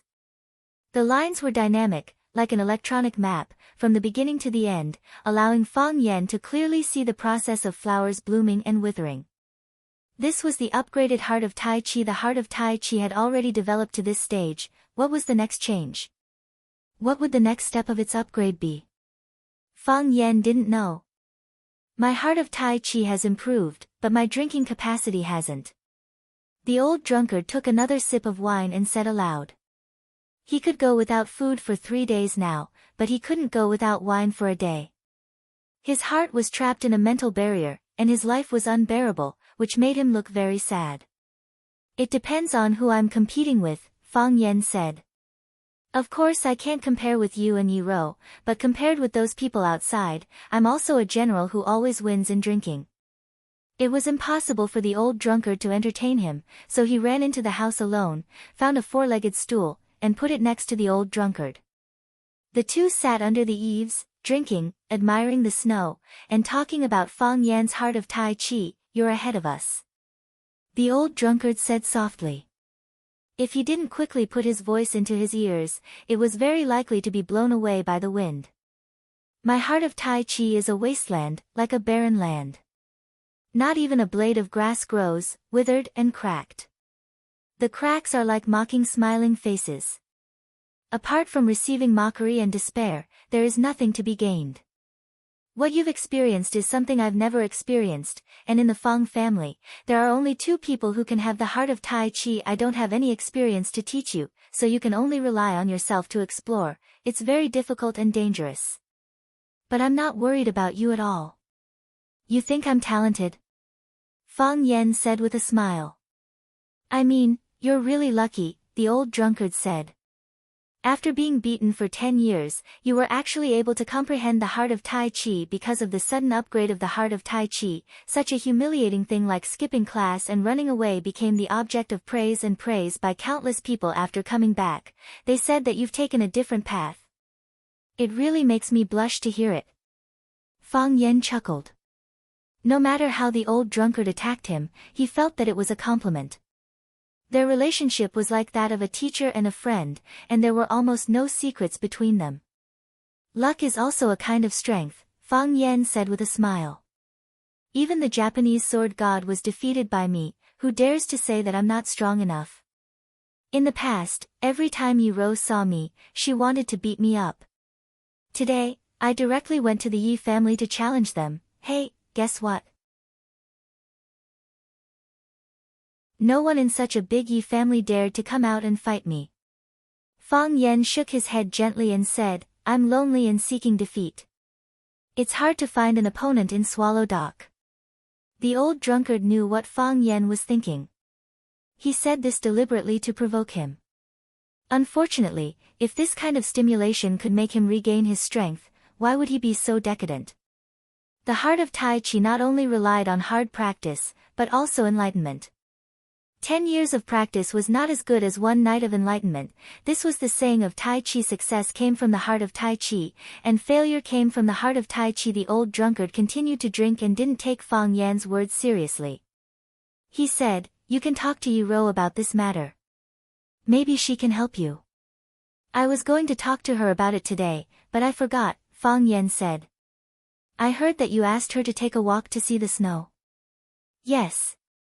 I also treated her to a sumptuous lunch and drank your favorite shadaozi, Fang Yan said with a proud face.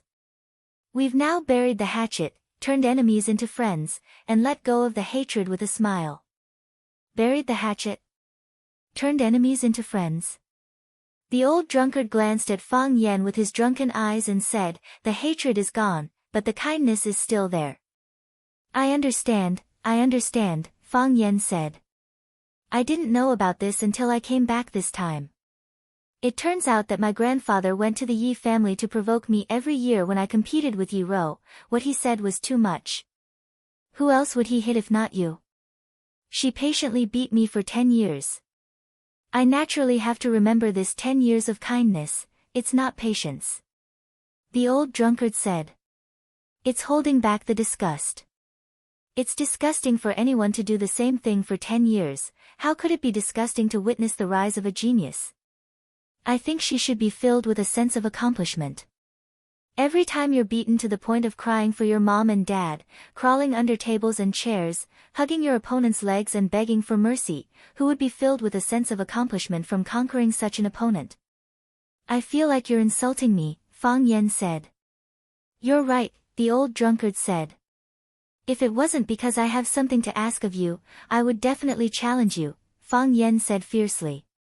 Then, he looked at the old drunkard with a fawning expression and said, Senior, can I introduce an old friend to you?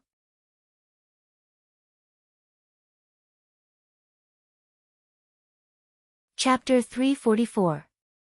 Don't call me senior brother, the old drunkard said unhappily. Senior Mo, get out.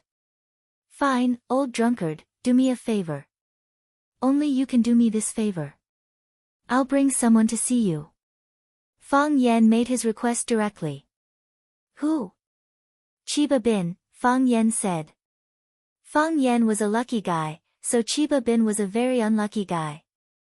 Hua Xia, who went to a faraway place, was prepared to show off his skills and show off the power of the East Ocean Sword God.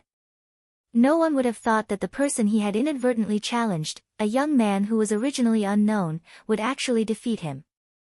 His feet just touched the dust, but his sword was not stained with blood. He lost to someone who shouldn't have lost. His journey of challenge was put on hold, and the sword god was disgraced. However, during the Battle of One Sword Peak, Fang Yan was still shocked by Chiba Bin's powerful and miraculous swordsmanship. Most importantly, at the moment of sudden danger in the arsenal, he risked his life to save Fang Yan. He used his body to push away Fang Yan's body and helped him avoid the first round of gunfire. His swordsmanship won Fang Yan's respect, and his character won Fang Yan's respect. The East Ocean Sword God deserved his reputation. After the battle, Fang Yan took Fang Yingying and Fang Haohan to visit. Chiba Bin was calm and didn't look down at all. He just made a request to Fang Yan, let him see Mo Qingdi. Fang Yan agreed. It was a request that was hard to refuse. Whether it was from his point of view or from Mo Qingdi's point of view, he could only agree. The old drunkard was silent, his palm gently stroking the wine gourd in his hand. Chiba Bin, his old friend. He wanted to see him. It was like a voice from a long time ago, or a tragic comedy. At that time, Don underestimate enemy was like a shining star, like the blazing sun in the sky. He was the genius martial art practitioner with the most potential in Swallow Dock, and he was also the #1 person on the Longhu leaderboard that received the most attention in the pugilistic world. The 3 dragons and 7 tigers protected Hua Xia's peace. At that time, Mo Qingdi was one of the 3 dragons. At that time, Mo Qingdi was the center of attention. At that time, Mo Qingdi had beheaded over 300 people in a fit of rage. At that time, Mo Qingdi had defeated almost no one in Hua Xia. At that time, Mo Qingdi felt that there was nothing in this world that could stop him from moving forward. At that time, Mo Qingdi felt that there was nothing in this world that could stop the 3-foot blade in his hand. It was also at that time that Mo Xia went to the East Ocean alone with his sword. He swept through the 36 islands of the East Ocean alone, and finally fought against the Thousand Leaves army on Mount Hachibi. Don't underestimate the enemy is Hua Xia's Azure Dragon, and the Ministry of War is the East Ocean's new sword god. The 2 of them battled for a day and a night, but it was hard to determine the victor. Qianye was not convinced and wanted to fight again. Mo Qingdi only replied with one word, childish. At that time, Mo Qingdi could call the East Ocean Sword God childish without any scruples. It was also because of that word that Qianye came to his senses and knew that he had lost. He lost in his mentality and in his artistic conception. From then on, he comprehended the sword day and night and came to the East Hua Xia again. He came to see Mo Qingdi. He wanted to repeat the great battle of the past. To put a complete end to the entanglement between them. Fang Yan looked at the old drunkard and said in a deep voice, in fact, I hope you refuse. It's hard to refuse an old wine and an old friend. He is a proud man and a man worthy of respect. The old drunkard's mind still hadn't come back, and his voice was still floating. Tell him that I'm waiting for him at Swallow Dock. After getting the old drunkard's affirmative answer, Fang Yen suddenly lost interest in talking. He felt that he was also a man of Wulin, but sometimes he didn't understand the thoughts of Wulin people at all. He stood up, patted the snow on his body, and said, "It's late. Go back to sleep." The old drunkard didn't seem to hear Fang Yan's words. He was still lying lazily on the smooth recliner. He took a sip of wine and looked sad. His thoughts were integrated into the boundless land. That year, it was also snowing in the capital. The two dragons fought against the Black Tortoise Gate. The Azure Dragon's meridians were broken and he died in the battle. And his opponent was the Dragon God.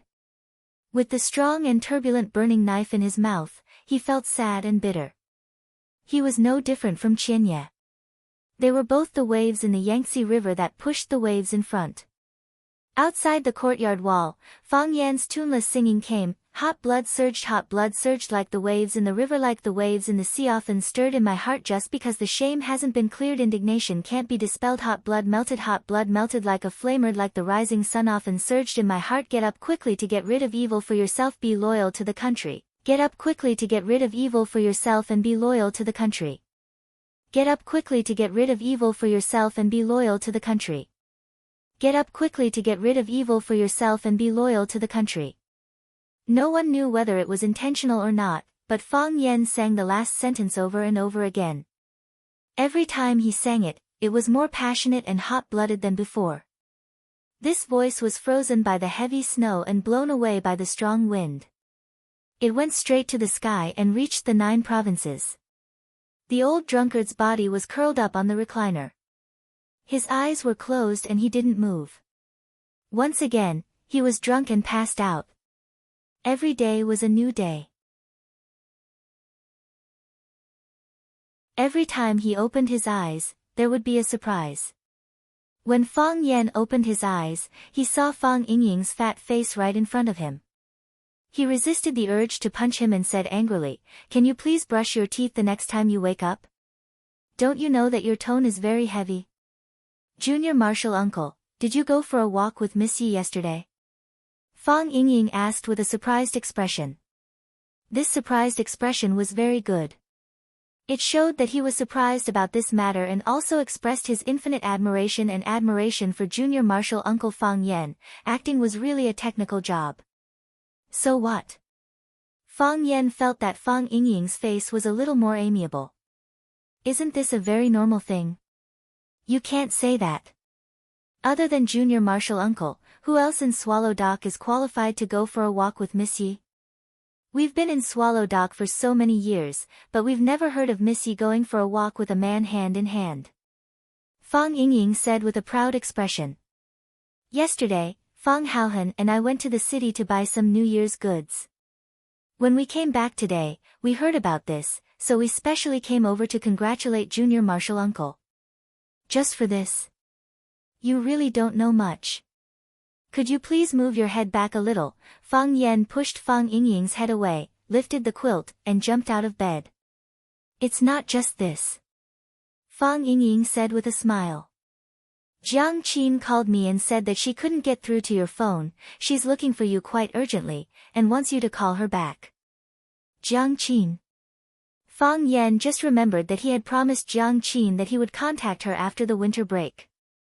She and Yuan Lin wouldn't be in a hurry to return to Huaqing after the break.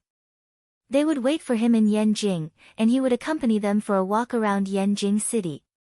Fang Yen looked around for his phone, but found that it was nowhere to be found. I called many times, but it's turned off. Fang Yingying said. Fang Yen thought seriously for a long time, and said, I don't know if it fell in the bamboo forest or in the snow yesterday, or maybe I lost it when I was having a snowball fight with them. Forget it, lend me your phone for a while. Fang Yen took Fang Yingying's phone, and asked, How did Jiang Qin get your phone number? Fang Yingying said embarrassedly, I think she's pretty, so I wanted to acknowledge her as a younger sister. She agreed. No. Why? She said she's your younger sister, and she's worried that people will misunderstand me as her biological brother. Forget it, let's not talk about these sad things. Fang Yingying said very sadly. I'm also very handsome, but why can't I be liked by girls like Junior Marshall Uncle? What's wrong with me? Fang Yan quickly dialed Jiang Qin's number. Jiang Qin picked up very quickly, and shouted with surprise, Mr. Fang, is that you? It's me. Fang Yan felt the joy in her voice, and said with guilt, Jiang Qin, I'm really sorry, I said I'd look for you when I came back, I've been very busy since I came back. I know. I understand. Jiang Qin comforted him. You haven't been home for so long, you must have been very busy. We don't blame you at all. You? You and Yuanlin? Yes. Didn't we agree on it? We'll wait for you at school after the holidays, do you have time now? Yes. Fang Yan said. Although he was avoiding Jiang Qin and Yuanlin a bit, and felt that the way these two girls looked at him wasn't quite right. But in his eyes, they were just two kids. They came to Yanjing from the faraway Huaqing to study, and as an elder, he had the responsibility to take care of them on behalf of their parents. Where are you? I'll go find you. Really? When are you coming? Jiang Qin asked excitedly. Yuanlin's cheering voice came from the other side of the phone. Let's go now. Fang Yan calculated the time and said, let's have lunch together at noon. Okay.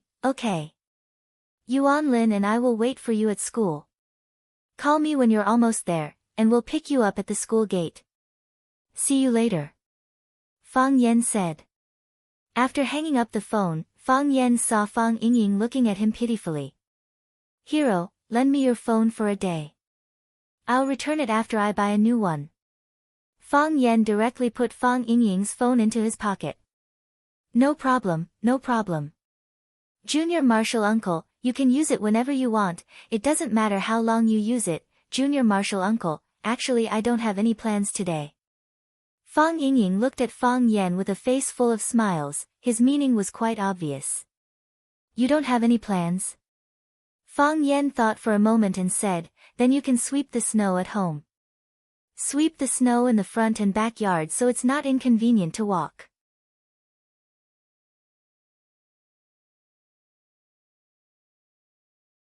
Chapter 345. A fence needs 3 stakes, a Prince Charming needs 3 helpers. If you want to be a standard Prince Charming, you always need 2 or 3 ugly melons and bad dates to serve as a foil. Fang Yan had always liked Fang Yingying and Fang Haohan, because as long as they stood with him, he would look handsome for no reason. However, today, Fang Yan still didn't bring them out. On one hand, he wanted to be more low-key in front of the 2 little girls, Jiang Qin and Yuanlin. Another important reason was, who would want to bring 2 talkative people around? If you couldn't help but punch them, others would think that you were a person with violent tendencies. If you didn't beat them up, you would think that you were a masochist. His mood was very contradictory. The weather was getting colder and colder, and the snow was getting heavier. After a while, a layer of ice and snow melted, but it was soon covered by even heavier snow. The previously bustling and solemn Yanjing city had become a world of ice and snow. It always felt like the sky was covered with a layer of gray gauze, but because of the small white fairies, it became a bit of a fantasy and romantic feeling. The snow was too heavy, and people were not willing to go out. There were not many cars on the road, but in the iceberg and sea of snow, all the cars could only crawl slowly in the snow, like frozen snails. Fang Yan drove the family's old Hongqi car, which was his grandfather's car in the past, and had always been very well maintained. Fang Yan felt that it was classical and solemn, and had the style of a gentleman. He liked to drive this car when he was at home. As the old saying goes, a person likes to show off what they lack. Fang Huohuo really wished that he was a gentleman who wore a well-ironed suit, a beautiful bow tie, a small black top hat, and a cane, ready to dance the song, "Know a Woman by Smelling Her Scent," with a beautiful girl at any time. Yes, that was what he thought. Which man didn't want to be such a gentleman? Kacha kacha, the sound of the car tires crushing the stiff snow debris gave people an inexplicable sense of pleasure. Just like a child's favorite game of stepping on those air cushion membranes with small air bubbles, Fang Yan liked this kind of sound with the desire to destroy. The car was moving very slowly, but Fang Yan was not anxious at all. He liked winter and snow. She liked the snow-covered roads, cars, houses, pines, cypresses, and everything else. The things she was used to seeing looked more pleasing to the eye than usual because of the white decoration. When Fang Yan parked the car in front of the music school, he took out his phone and called Jiang Qin. It was a world of ice and snow outside. He did not intend to let them come out too early to be frozen in the snow. As a gentleman, he had to think of the ladies around him at all times. As for the men around her, they could think whatever they wanted. When Jiang Qin received a call from Fang Yan, they were still practicing piano in the music classroom. If it was in the past, they would be more willing to stay in the bed in the dormitory and have a good sleep. It was a world of ice and snow outside, and they were lying on the big bed in the dormitory, reading Bunyong Gulong or Lu Xiaohui's novels, or watching a few rural love stories on the iPad. When they were hungry, they would cook a bag of instant noodles with the induction cooker hidden at the bottom of the wardrobe and crack an egg in it. These days were like the days in heaven. But today, the two of them could not lie down. Thinking that Mr. Fang would be coming soon, the two girls got up early, washed their faces and teeth, ran to the third cafeteria of the restaurant for a sumptuous breakfast, and then began to choose clothes and dress up. Young girls casually wiped their faces with a few handfuls of natural beauty. After a few minutes, the two of them found that there was nothing to do. They could not stay in the dormitory anymore. They wanted to call and ask where Fang Yan was, but they were worried that this would make Mr. Fang think that they were too impatient and did not have a girl's modesty. The two of them discussed it and thought that if they happened to be practicing piano in the classroom when they received a call from Mr. Fang Yan, Mr. Fang would think that they were two diligent and beautiful girls. So, the two of them wrapped themselves in scarves and rushed to the piano room in the wind and snow. So, the phone rang in the piano room premeditatedly. Yuan Lin was playing piano, and Jiang Qin was holding the mobile phone and playing games absent-mindedly. The mobile phone in her hands suddenly rang sharply, which startled Jiang Qin. She was worried that she had ignored Fang Yan's call, so she deliberately set the ringtone to the maximum. Mr. Fang called. Jiang Qin shouted happily. Yuan Lin also ran over happily and said, "That's great, they're finally here." Jiang Qin made a shushing gesture and said, "Quickly sit back and play piano. If you don't play piano, how will Mr. Fang know that we are practicing piano?" "That's true." Yuan Lin quickly ran back to the piano and played the Blue Danube that she had not finished playing just now. When Yuan Lin's piano was in the right state, Jiang Qin then picked up the phone and said with a smile, "Mr. Fang, you are here?" "I'm sorry, I was practicing piano with Yuan Lin in the piano room and did not hear the phone. Good performance, it seems that you two are very diligent." Fang Yan indeed expressed his approval for their bitter winter practice. "I am now at the gate of your school. Have you finished practicing? Do you want me to wait for you?" "No need. We are going out now," Jiang Qin said while suppressing her joy. "Then see you in a bit," Fang Yan said. "See you in a bit," Jiang Qin said. After hanging up the phone, Yuan Lin had already jumped up from the chair. "How was it? What did Mr. Fang say?" "Mr. Fang is already waiting at the school gate, he wants us to go there now," Jiang Qin said. "Yay!" The two girls jumped up and gave each other a high five, then quickly packed their bags and prepared to go out. Kacha, kacha, they ran around the school, their beautiful furry boots stepped on the deep snow, leaving 2 lines of crooked footprints. From time to time, they would kick the pine branches on the side of the road, and the snow on the pine needles would fall down, splashing all over their bodies and into their collars. They were so cold that they were shivering, but they still giggled. Even the wind and snow felt their joy and danced around them. Screech, a black car stopped beside them. The window opened, and a pleasant male voice shouted to them, Junior sister, Junior sister." Jiang Qin and Yuan Lin stopped and looked at the boy waving at them, so they had to walk over. Jiang Qin looked at Guanyu and said, "Senior brother, why are you two back?" The students of the music academy were on vacation, but they were not students of the school, but disciples of teacher Mao Xianping. Therefore, the school system was invalid for them. As long as they were willing, they could go to teacher Mao Xianping at any time to ask for advice. Teacher Mao Xianping knew that Jiang Qin and Yuan Lin had not gone home, so he would give them advice from time to time. Whether it was for the sake of summer or the musical talent shown by Jiang Qin and Yuan Lin, they all required teacher Mao Xianping to spend more effort and energy on them. Jiang Qin and Yuan Lin did not go back, and Guanyu and Huang Yida, the two Yanjing locals, came to class every day. Today, Jiang Qin and Yuan Lin went to the piano room and did not see Guanyu and Huang Yida. They thought they would not come today. They did not expect to meet them on campus. What surprised them even more was that Huang Yida was sitting in the passenger seat of Guanyu's car. How did these two people get together? The atmosphere in the car was ambiguous. Guanyu was only wearing a black sweater with a collar, which made him look even more handsome. He looked at Jiang Qin and Yuan Lin with a smile and said, "Why can't we come? You and Yuan Lin are from Huacheng, so far away from home. Can't Ida and I take care of you as your senior brother? If we don't do anything, I'm afraid we can't explain it to teacher Mao. You two have been practicing too hard these days. Ida and I have discussed it and decided to take you out to play today.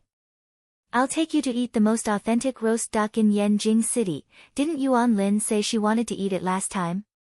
After eating and drinking, I'll take you to enjoy Yanjing City in the ice and snow. What do you think?" Seeing Jiang Qin and Yuan Lin's awkward expressions, Huang Yida also advised, "Relax, it's good for our studies. We learn musical instruments.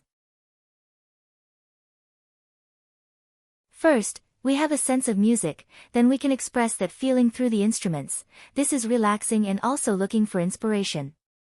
Jiang Qin said apologetically, "Two senior brothers, thank you for your kindness.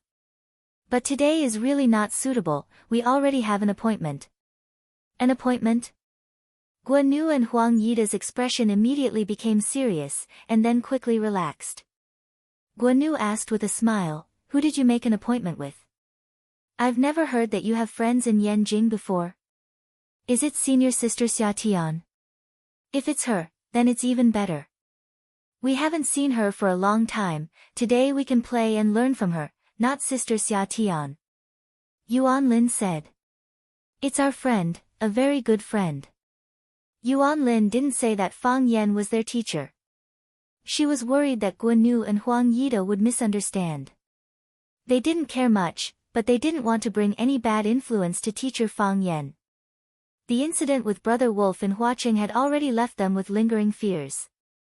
Especially Jiang Qin, because after the photos of her dancing with teacher Fang Yan were exposed, it caused many media in Huacheng to criticize Fang Yan. Even her mother was worried that there was some unspeakable secret between her and her teacher, so she chased teacher Fang Yan out of the small courtyard. "A very good friend?" Huang Yida squinted his eyes and smiled. "That's even better. Your friends are also our friends. Since you're in Yanjing City, let us, the hosts, treat you to a meal."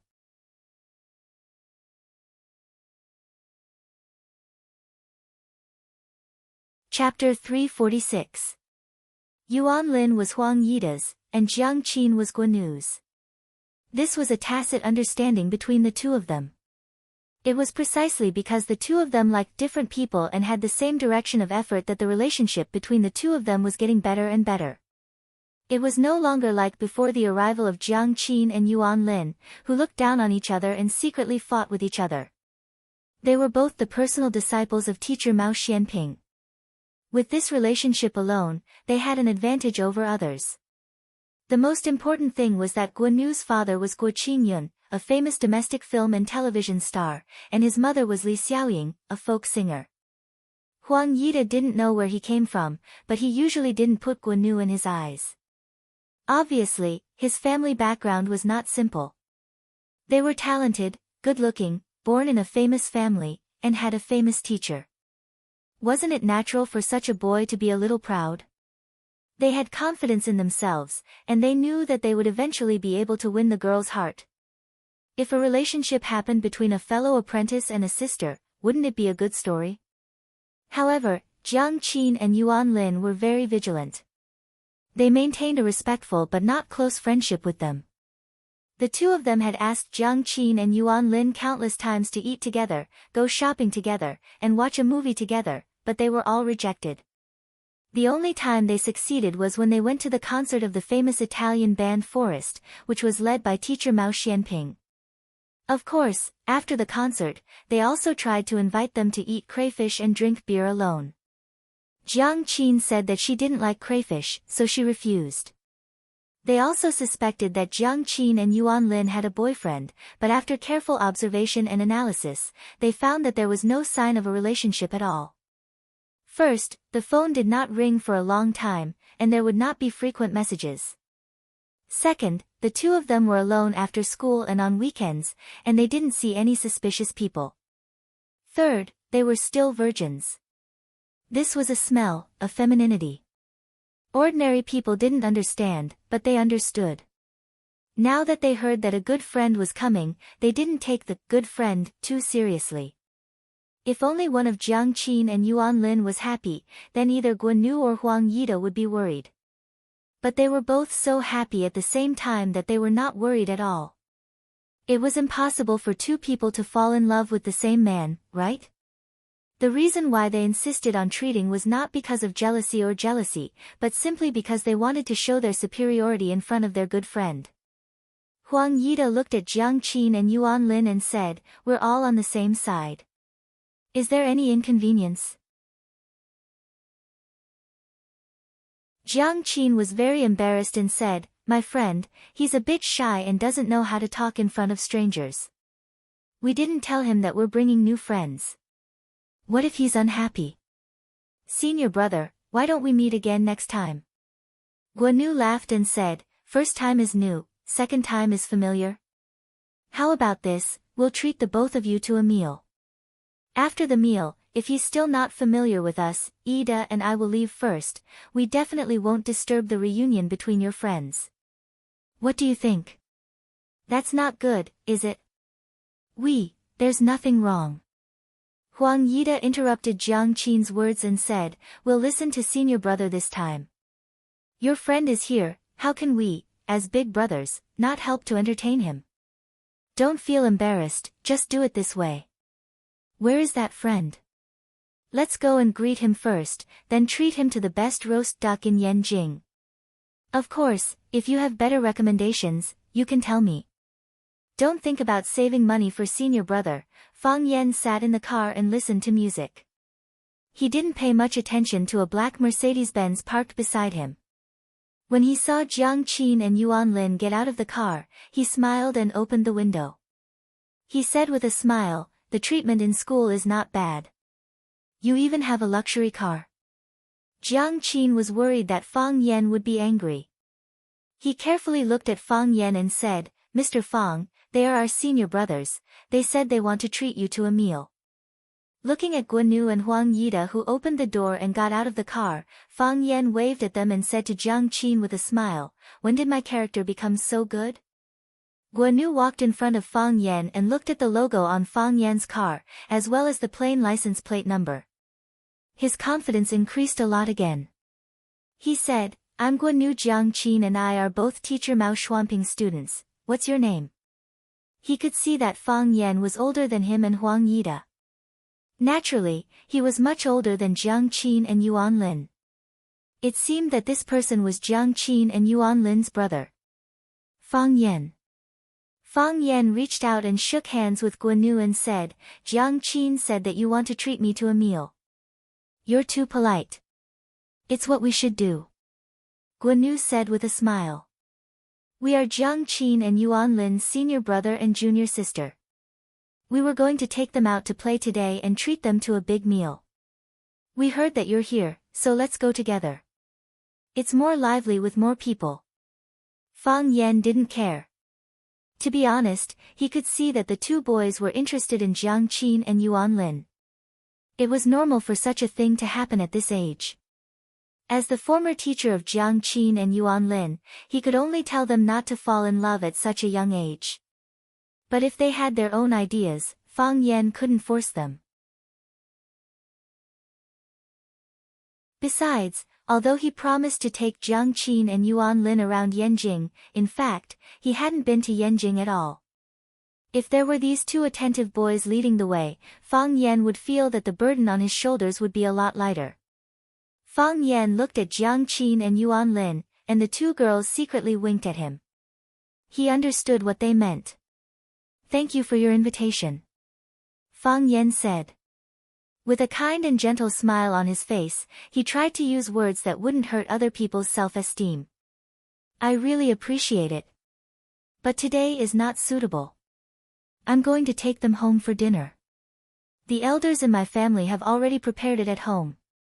Why don't we make an appointment next time?" Jiang Qin and Yuan Lin squinted their eyes and smiled. Guan and Huang Yida's faces showed a touch of anger. When Jiang Qin turned to look at Guan and Huang Yida, the smile on her face had turned into an apologetic one. She said guiltily, "Two senior brothers, I'm really sorry. Why don't we make an appointment next time? There are still many opportunities anyway." Yes. Let's go to Fang's house for dinner. It may not be very convenient." Guan glanced at Huang Yida and knew that he had no intention to speak, so he said aloud, "In that case, forget it. Let's make an appointment next time. Goodbye, senior brother." Jiang Qin waved to Guan and Huang Yida, pulled open the passenger seat next to Fang Yan and sat down. Yuan Lin also wanted to sit in the passenger seat, but it was a step too late. She also waved to Guan and Huang Yida and said, "Senior brother, I'm really sorry today." Then she opened the rear door and sat down. "See you if there's a chance." Fang Yan said goodbye to Guan and Huang Yida and drove his classic car away. When Fang Yan and his party walked away, the smile on Guan's face gradually froze. She turned to look at Huang Yida and asked, "What do you think? Such an obvious refusal and you still can't see it, do you think we are idiots?"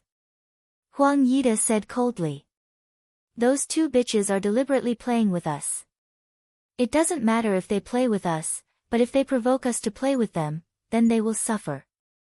Guan was also very dissatisfied with the performance of Jiang Qin and Yuan Lin and said, "What are they so proud of? Beautiful women? There is no lack of beautiful women in this world. What should we do now? First, find out who that person is, and then find out what's going on." "What do you mean?" "Anyway, we have nothing to do today. Let's go out for a walk," Huang Yida said. Guan laughed and said, "That's true. Let's go out for a walk. I really haven't had a good look at Yanjing City after it snowed." Fang Yan was driving while joking with Jiang Qin and Yuan Lin, and said, "Both of them are handsome, don't you like them?" Who likes them?" Jiang Qin said, curling his lips. "They are all naive little kids. Not mature at all." Yuan Lin also echoed. Fang Yan was amused by their words and said, "Other people are naive little kids, but you two are not naive?" "Of course we are not naive, we are mature," Yuan Lin said. "Mr. Fang, where are you going to take us? Where do you want to go?" Fang Yan asked. "You are from Yanjing, of course we will listen to your arrangements," Yuan Lin said, pouting. Fang Yan thought about it and said, "Let's go eat first." "What do you want to eat?" "We will listen to your arrangements," the two girls said at the same time. "I am most afraid of the words 'listen to my arrangements,'" Fang Yan said helplessly. He really didn't know much about food, and he usually didn't like to eat out. Fang Yan put forward several choices, and finally the two girls agreed to eat Yanjing City's special copper stove hot pot. Each of them had a small copper pot, and then they put meat and vegetables into the pot. Eating hot pot in this kind of weather was also suitable. Fang Yan found a relatively famous hot pot restaurant, then stopped the car and walked into the hot pot restaurant with the two girls. As soon as they entered the restaurant, a black Mercedes-Benz followed them and parked the car in front of the restaurant. Guanyu and Huang Yida also opened the door and got out of the car, then walked into the hot pot restaurant. They actually followed them all the way here. On the main road in front of the hot pot restaurant, a black Buick off-road vehicle was parked. Sitting in the car was a man in black wearing sunglasses. He looked at the antique door of the hot pot restaurant and said, "Fang Yan has entered the capital." Fang Huohua entered Xifang City, startling several beauties in the snow.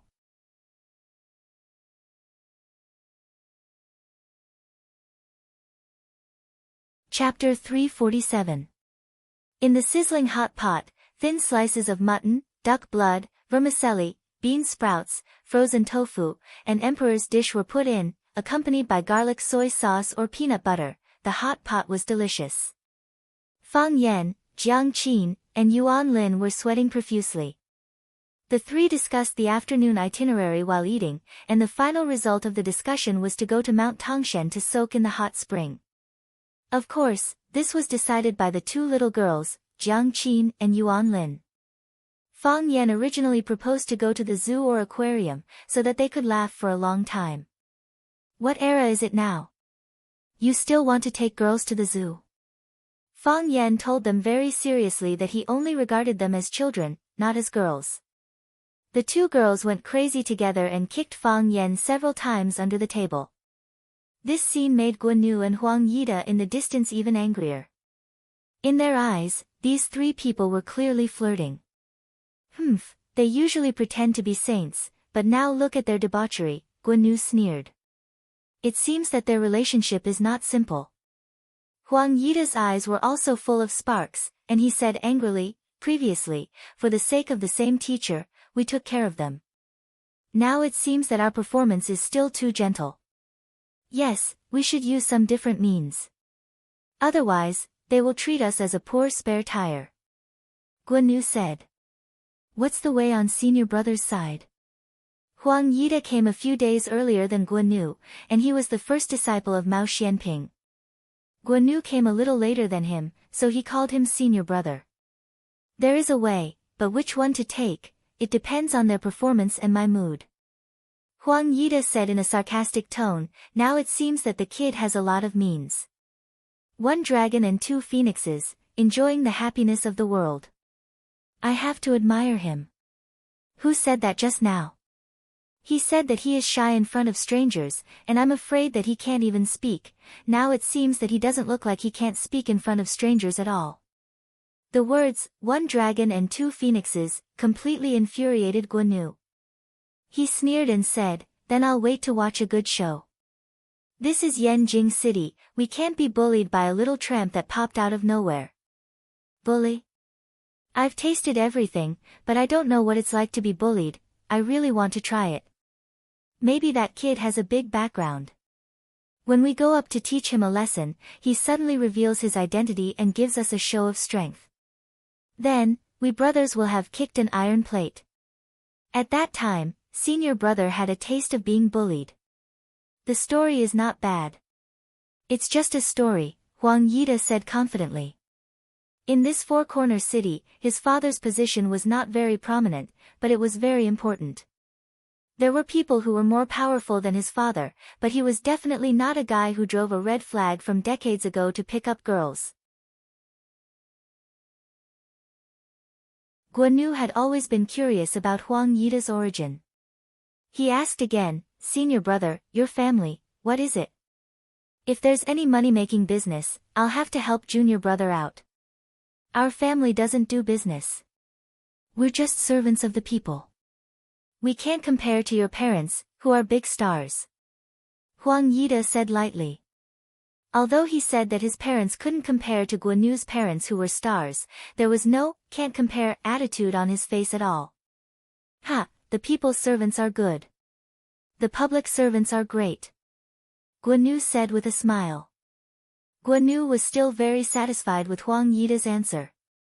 Although his answer was not too clear, he had already guessed it.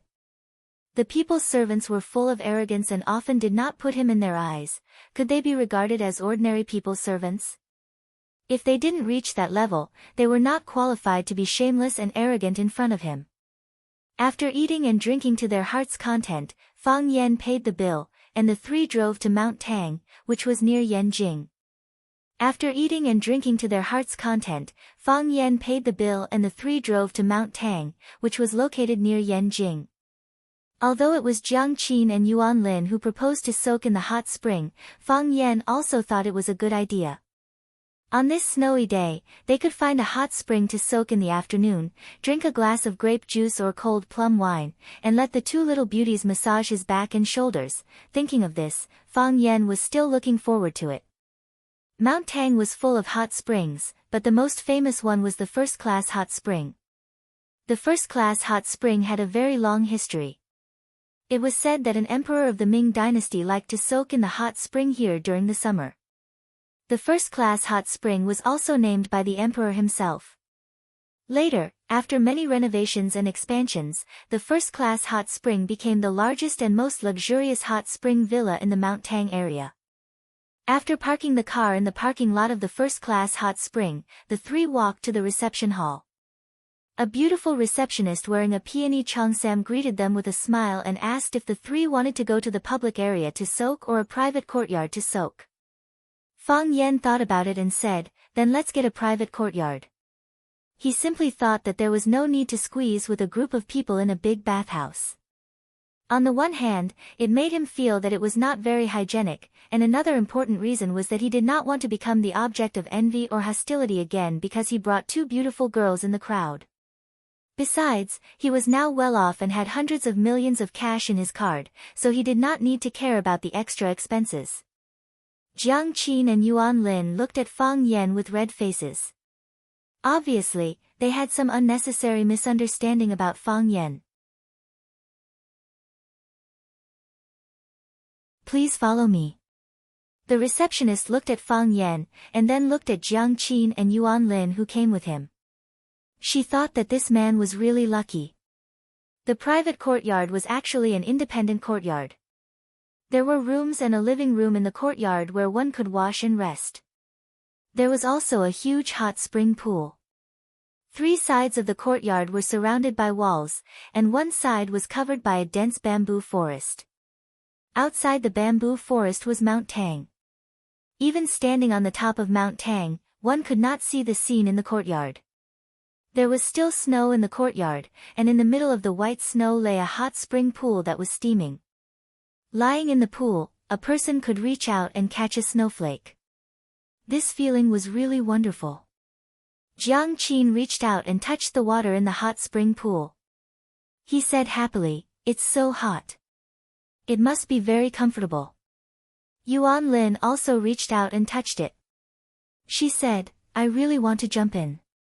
"Then let's jump in," Fang Yan said with a smile. The two girls were happy, and he was also in a good mood. "In your dreams." Jiang Qin rolled his eyes at Fang Yan.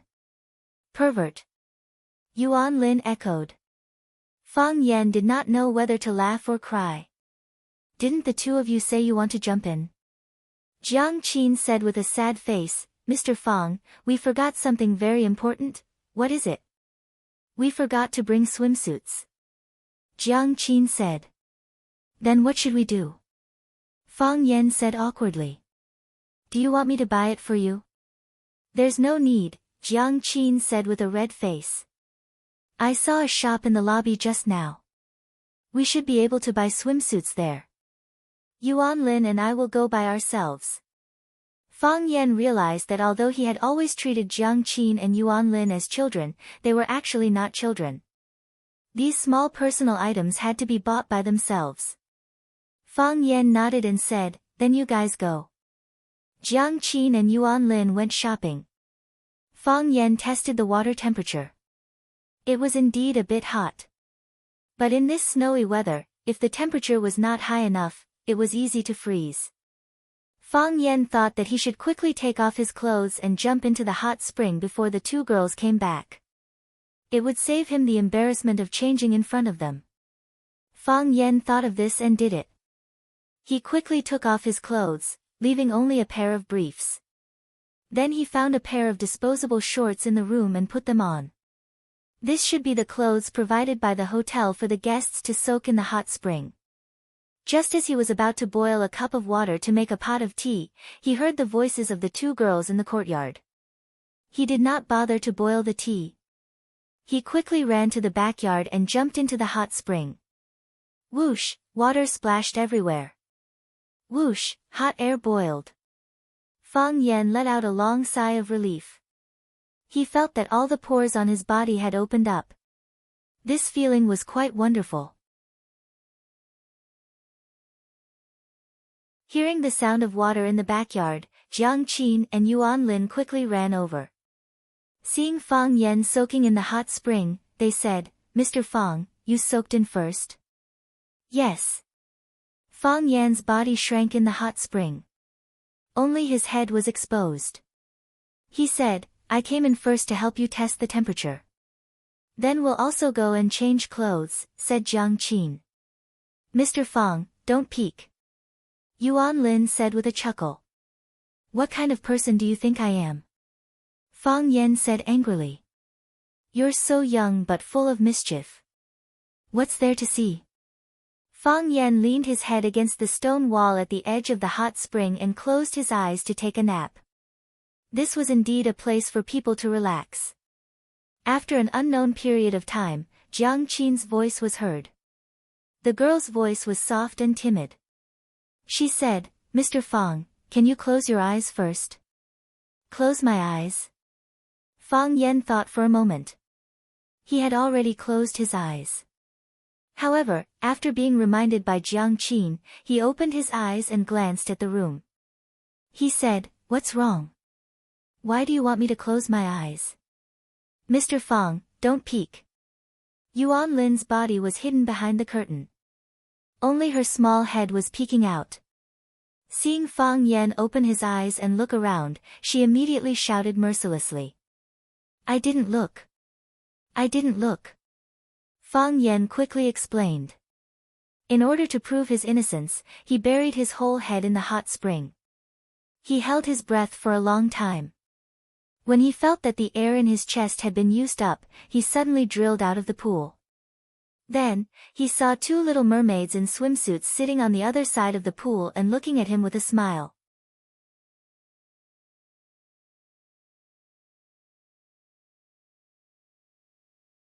Chapter 348. A girl's mind was more meticulous.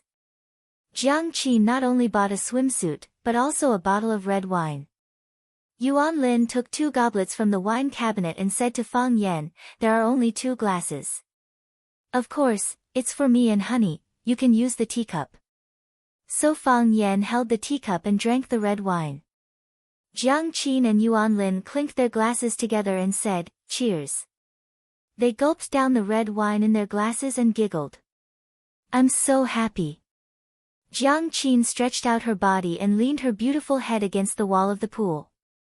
She said, "How nice it would be to be like this every day." Yuan Lin lay next to Jiang Qin and said, "If it's like this every day, you don't want to learn music? You don't want to play the piano? You don't want to learn the zither?" "I'm just saying," Jiang Qin said with a sigh. "I don't really want to do that. If we slack off all day, Sister Xia Tian will be worried." "Exactly. We go sightseeing all day and soak in the hot spring. Didn't Sister Xia Tian spend so much effort on us for nothing?" Jiang Qin looked at Fang Yen and asked, "Mr. Fang, are you still going to Huaqing next year?" "Yes." Fang Yen nodded. "Why not?"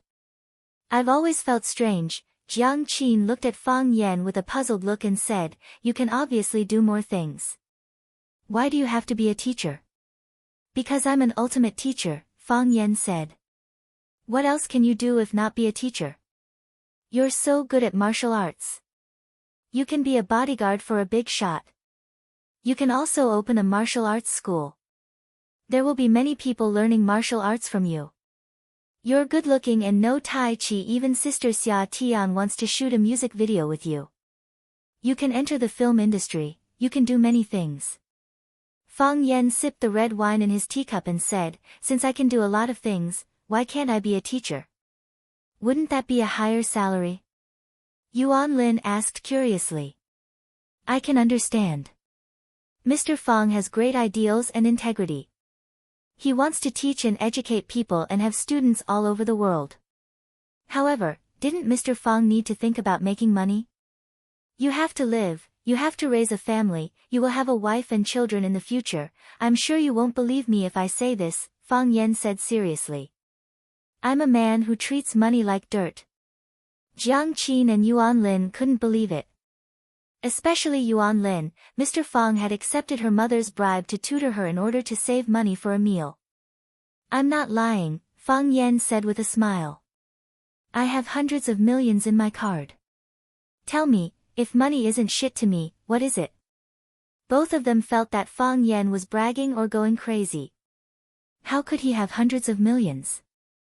Hundreds of millions of people rented in urban villages and took the bus to and from work every day to eat in the school cafeteria. Besides, how could a high school teacher save so much money? It was impossible to save for a lifetime without eating or drinking, right? Mr. Fang, stop joking. That's right. We don't mind you being poor. Okay. Let's not talk about money, Jiang Qin said. It's embarrassing to talk about this kind of topic with an old man. Mr. Fang, do you have a girlfriend? No, Fang Yan said. Why are you asking about this? That, Senior Qinitian that we met last time, is she not related to you? Jiang Qin blinked his big innocent eyes and asked expectantly. Fang Yan took the students of class 9 to the urban village to learn the text, Alley in the Rain. As a result, Qinitian had blisters all over her feet after acting as the lilac girl for a whole day. She couldn't even walk. Fang Yan took her to a roadside milk tea shop to apply medicine, but they were discovered by a group of young girls nearby. These young girls told Jiang Qin about Fang Yan applying medicine for Qinitian, so Jiang Qin suspected that Fang Yan and Qinitian had an ambiguous relationship. Qinitian, Fang Yan's smile became bitter. I should go and see her. Ever since they parted in Huacheng, they hadn't seen each other again. Also, when he got off the plane back to Yanjing this time, there were two groups of people who wanted to take him away. He believed that one of them should be Qinitian's people, or should he say that they were related to Qinitian. There was no inexplicable hatred in this world, but there was inexplicable love. Mr. Fang, what did you say? Jiang Qin looked at Fang Yan in confusion and said, did you two quarrel? Fang Yan didn't have the mood to talk anymore and said, I'm a bit sleepy, I'm going to lie down and sleep for a while. The two young girls were like two beautiful mermaids swimming around in the hot spring pool. Fang Yan lay on the stone wall to rest, thinking about something, and unknowingly fell asleep. When he woke up, the sky was dark, and it was already night time. Fang Yan used the hot spring water to wash his face, and asked, what time is it? Jiang Qin and Yuan Lin had already left the hot spring pool, and were lying on the lounge chairs under the eaves of the corridor, watching a movie on their phones, wrapped in pajamas and covered with blankets. They were worried that the sound of the movie would disturb Fang Yan, so they both put on headphones. Fang Yan only saw Fang Yan's mouth moving, but he didn't hear what Fang Yan said. Jiang Qin took off his headphones, and said with a smile, Mr. Fang, you're awake, what did you say? What time is it? Fang Yan asked. It's past 5 o'clock, Jiang Qin said. You've slept for a few hours. I'm sorry to have kept you waiting, Fang Yan said with a guilty expression. Wait for me, I'll get up now. Are you hungry? Let's go back to the city for dinner. After leaving the room, the three of them chatted and laughed as they walked towards the parking lot. When Fang Yan found his old car, he felt like he was struck by lightning. He was really struck by lightning. The body of the car was densely scratched, the lights were broken, the front of the car was dented, and the car had been kicked countless times. There were even muddy water marks on it. The smile on Fang Yan's face froze, and his eyes were filled with murderous intent. This was his grandfather's car, the first car his grandfather ever owned, and the only car his grandfather ever owned. This car had a special meaning to his grandfather, Fang Hui. He knew that his grandfather cherished this car very much. At the time, his father, Fang Yixing, couldn't even borrow it for a single use. Later on, his grandfather's legs were paralyzed, and he couldn't drive anymore. His grandfather then gave the car to Fang Yan for safekeeping, and told him to take good care of it. Some people say that a car is a man's second lover. Fang Yan had never had a lover, so he didn't know what it felt like to have one. But Fang Yan now knew very well that he was in a very bad mood. Those scratches weren't on the body of the car, it was more like they were scratched on his face. Those kicks didn't seem to be on the door of the car, but more like they were on his legs. Lustful, Fang Yan said in a cold voice. Those bastards are really lustful. They're willing to do anything. Jiang Qin and Yuan Lin's faces were also pale with anger, they didn't expect someone to be so shameless. Hearing the meaning behind Fang Yan's words, Jiang Qin asked, Mr. Fang, do you know who did this? I can guess. Fang Yan said with a sneer, they followed us all the way. We went to eat hot pot, they also went to eat hot pot. We came to Tangshan, they also followed us, they've been sneaking behind us. I thought they were your senior brothers, and you would see them often in the future, so I didn't bother to pay attention to them. I didn't expect them to be so bold and do such a low-class thing. With Fang Yan's ability, how could he not know that someone was following them? And not only Guan Yu and his men were following them, but there was also another group of unidentified people following them. The difference was that Guan Yu and his men's tracking skills were so bad that it was difficult not to find them. But the other group of unidentified people's tracking skills were extremely brilliant, they appeared and disappeared, and they changed cars twice in a row on Tangshan Road, that was to say, at least a group of people were following them. These people were the ones that Fang Yan was really wary of. Guan Yu and his men were just a side character. In Fang Yan's eyes, they were just two big boys who fell in love with a girl in the same class. Whether it was for the sake of Jiang Qin and Yuan Lin's future studies, or for the sake of Xia's face, he didn't want to have any disputes with them. He knew that they had arrived at Tangshan, and he also knew that they had arrived at this first-class hot spring. But this first-class hot spring was so big, if they could soak in it, why couldn't others? He didn't expect that they dared to vent their anger on Fang Yan's old car when they couldn't find them. Damn it! Mr. Fang, you mean, it was Guan Yu and his men who did it? Jiang Qin now understood who the murderer was. They followed us to Tangshan.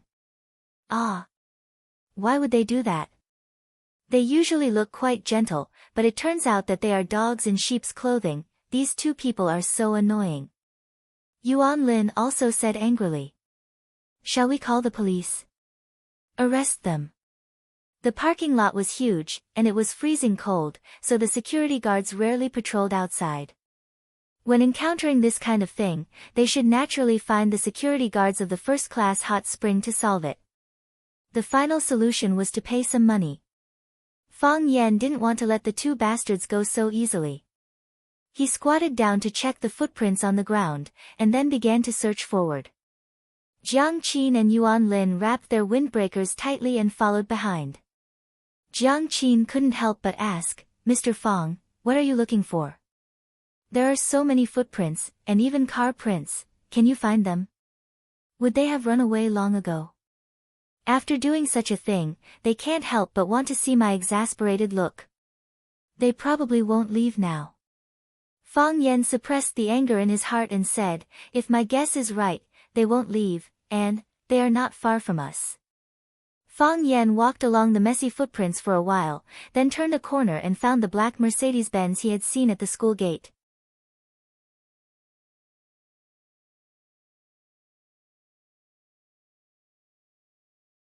Chapter 349. In the huge white snow field, the Mercedes-Benz looked like an ugly monster that was resting. The car didn't turn on the lights, but Guan Yu and Huang Yida sat in the car and didn't leave. Fang Yan's guess was right. They really wanted to see Fang Yan's angry look. Who asked Fang Yan to make them angry first? They set off from the hot pot restaurant, followed all the way to Tangshan, and came to the first-class hot spring that Fang Yan chose. They pretended to be Fang Yan's friends and ran to the front desk to ask where Fang Yan and the other two girls went. Although the receptionist had the duty to protect the privacy of the guests, she didn't tell them the specific room number, but she strongly recommended the private courtyard to them and said that their friends also lived in the private courtyard. Guanyu and Huang Yida certainly knew what the private courtyard meant, because they had brought other women to experience it before. In that small courtyard, they stripped those women like naked little white sheep. Now two men lived in a private courtyard. What was going on? Guanyu and Huang Yida were burning with anger. They had the urge to drag Fang Yan out and beat him up. Even Jiang Qin and Yuan Lin hated them. They felt that these two women didn't know how to love themselves. They casually followed a man into the private courtyard known as the Lovers' Courtyard. How could they end up well? They couldn't find Fang Yan, but they found Fang Yan's old car. The two couldn't calm down, so they vented their anger on his car. They felt uncomfortable in their hearts, but they couldn't let Fang Yan's life be too easy. They created a little trouble for him, and then hid on the side to watch them make a fool of themselves. They would find a chance to teach the kid a lesson and find a way to push the two girls down on the bed. In their hearts, since Jiang Qin and Yuan Lin didn't know how to love themselves, they didn't deserve their continued love. Their position was just right, so they could sit in the car and see what was going on around the old car. They saw Fang Yan walking over with two girls, talking and laughing. They saw Fang Yan's angry expression, and they saw Fang Yan crawling on the ground to search for them. It had been 3 hours since the car was destroyed, and the business of the first-class hot spring was especially good today. There were cars coming and going in the parking lot, and there was an endless stream of people. The footprints they left a few hours ago had long been crushed by the wheels of the car and trampled by other customers. How did he find his way here? Was he born in the year of the hound? Fang Yan stood outside the car while they sat in the driver's seat and the passenger's seat. They could see Fang Yan outside, and they knew that Fang Yan must have seen them. Fang Yan knocked on the window, and Guanyu had to roll down the window. Because of his guilty conscience, Guanyu wanted to greet Fang Yan naturally, but he couldn't do it. He smiled very reluctantly and said, "Why are you here?" "We just finished soaking in the hot spring and are about to drive back." Fang Yan looked at Guanyu and Huang Yida expressionlessly and said, "I'd rather you beat me up than run to cut my car." Guanyu's expression was slightly stiff, and he said with a smile, "What are you talking about? I don't quite understand." "I'm a smart person, and you're too stupid." "I know it was you who did it," Fang Yan said. "Otherwise, why would I come to you when there are so many cars in this parking lot? Do you have any misunderstanding about us?" Huang Yida said lazily. Since they had fallen out, he was not going to give Fang Yan any face. His prince's disease came back again, and he said arrogantly and coldly, "It's the first time we've met, and we're not very familiar with each other, so, Guanyu, drive. Don't waste time on some ignorant people." Guanyu smiled and said, "Goodbye." They were very calm, and didn't even look at Jiang Qin and Yuan Lin, who were staring at them angrily. Jiang Qin grabbed the window and shouted angrily, "Guanyu, do you have any shame? Why did you smash other people's cars? Did Brother Fang offend you?" "Exactly. I used to think you were good people, but I didn't expect you to do such a shameless thing." Yuan Lin stood on the side and said, "Do you like us? If you like him, then be brave and chase him. If you can challenge Brother Fang like a man, I will look up to you. Don't you feel ashamed that you only know how to do such sneaky things? Even dogs despise such men. Don't be so ungrateful." Guanyu's face became gloomy. "Who do you think you are? Like you? Why don't you take a piss and look at yourself? You're just two peasant girls. If it weren't for senior sister Xia, who would care about you? The Academy of Music is short of everything, but there is no shortage of good-looking women. I can go to school with my eyes closed and pull one to look better than you." Huang Yida sneered. fighting for a woman? Do you deserve to make me do such a thing? He was really a very proud and very tsundere man. In his eyes, beautiful women were like cabbages that he could eat at will. He could fry them if he wanted. Of course, he could really do that. After listening to his words, Jiang Qin and Yuan Lin were very angry, and Fang Yan was even more furious. In his heart, although Jiang Qin and Yuan Lin were still children, they were both very beautiful children. More importantly, they were his students and the juniors of his friends. They attacked his friends like this. Of course, Fang Yan was very unhappy. Of course, Fang Yan was not in a hurry to explode. Because he knew that it was a very serious matter for a girl who felt good about herself to be scolded for not being beautiful. This matter was more than 10 times more serious than his classic car being smashed. He needed to provide time for the two of them to calm down. Sure enough, Jiang Qin and Yuan Lin immediately began to fight back. If that's the case, why are you following us like dogs? You invited us to dinner time and time again, and even when you were rejected, you still have to pretend to be gentlemen, Jiang Qin said. If we don't give him face, he is also shameless. When we go to the hot pot restaurant, they follow us to the hot pot restaurant. When we come to the hot spring, they come to the hot spring. How pitiful are they? On such a cold day, we are soaking in the hot spring in the yard and drinking red wine, while they are outside drinking the wind and eating the snow. Their days must be hard, right? Yuan Lin sneered. You two bitches, Guan Yu cursed. Jiang Qin and Yuan Lin's words did poke at their wounds. Waiting outside for a few hours really made the two of them feel like a year. Moreover, there was a sense of shame that they were not cared about. Two stupid women. Do you know what you have done? Huang Yida was so angry that he laughed. Do you know that what will happen next is out of your control? I will make you beg for death. Shouldn't I be the one saying that? Fang Yan said. You smashed my car and scolded my friend. Shouldn't I be the one looking for trouble? Get lost, Guan Yu scolded. He didn't dare to offend Huang Yida, but in his heart, he really didn't care about a small character like Fang Yan. Who are you? If you make me angry, you will be the first to die. You really make me feel very conflicted, Fang Yan said. I originally thought that we should talk about the compensation first, and then pay your mother back, of course. Let your mother come and sleep with you, Guan Yu scolded recklessly. Fine, Fang Yan said coldly. This problem is solved. Fang Yan grabbed Guan Yu's head and slammed it against the steering wheel. Clang! Before Guan Yu could fully react, his forehead had already hit the steering wheel. Fang Yan angrily hit with great force. Just one hit made his head bleed, and the blood flowed into his eyes, making it difficult for him to see. Clang! Fang Yan grabbed Guan Yu's head and slammed it against the steering wheel again. With just 2 hits, Guan Yu actually fainted. Fang Yan's action was too fast, and he couldn't even say a word of threat or beg for mercy. It was not until this time that Huang Yida, who was sitting in the passenger seat, reacted. What are you doing? What are you ? He reached out and wanted to roll up the window. If Fang Yan didn't quickly pull his arm out, it would be crushed by the window glass. Click! Fang Yan's speed was faster, and he stood next to the main cockpit, directly locking all the windows. No matter how hard Huang Yida tried, there was no way to roll up the window. Fang Yan ignored Huang Yida, and one of his hands was still grabbing Guan Yu's head. He knew that Guan Yu had fainted, but this didn't mean that he had vented his anger. Clang! He slammed Guan Yu's head against the steering wheel for the 3rd time.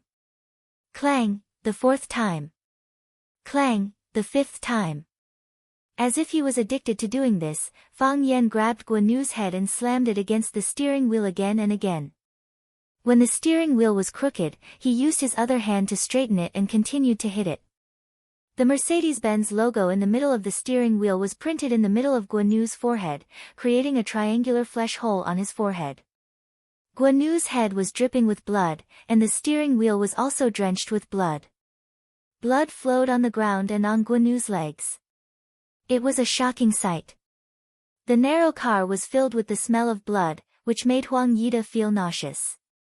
As soon as Fang Yan let go, Guanu's whole body collapsed on the leather seat, as if he was dead.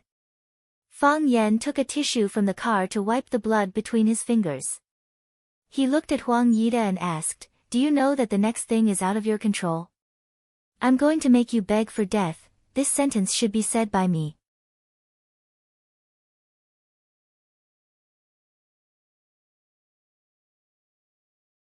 Chapter 350. When they were in Huacheng, Jiang Qin and Yuan Lin had seen the scene of Fang Yan beating up Brother Wolf, so they were still very calm at this time. Huang Yida didn't have such luck. He was really scared silly. "Oh my God, is this guy trying to beat me to death?" Guanu's head and face were covered with blood, and his chest and pants were also covered with blood. The blood splashed on his body, and he did not dare to reach out to wipe it off. His head and the steering wheel made a cracking sound, and every time he hit it, the sound of bones breaking could be heard. He suspected that even if Guanu came back to life, his forehead and nose would probably collapse. If he did not go for plastic surgery, how could he fight in the entertainment industry in the future? Of course, the premise was that Guanu could still come back to life. He thought that Guanu was already dead. Guanu's encounter made Huang Yida completely calm down, and his legs kept trembling under the car. He knew in his heart that if Fang Yan could treat Guanu like this, then he had enough courage to treat himself like this.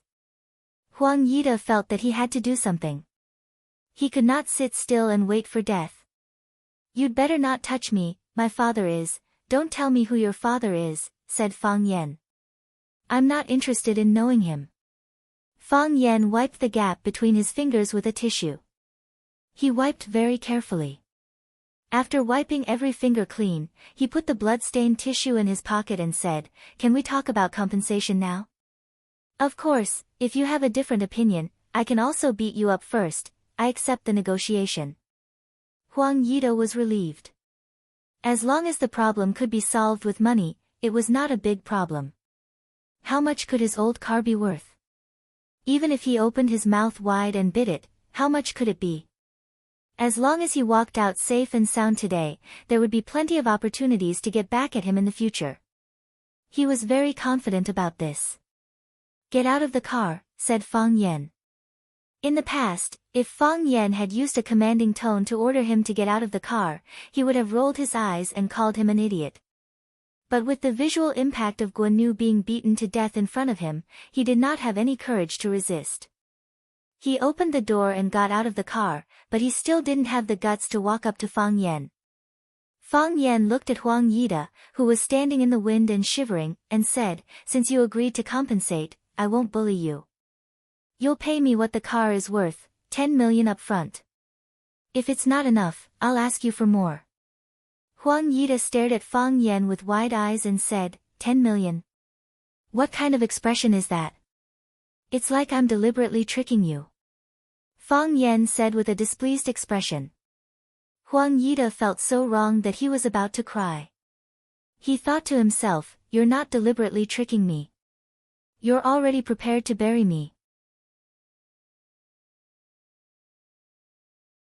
10 million, 10 million can buy a Bentley, 2 Ferraris, more than a dozen Mercedes-Benz and BMWs. Brother, if I'm not wrong, the car you drive is called Hongqi, right?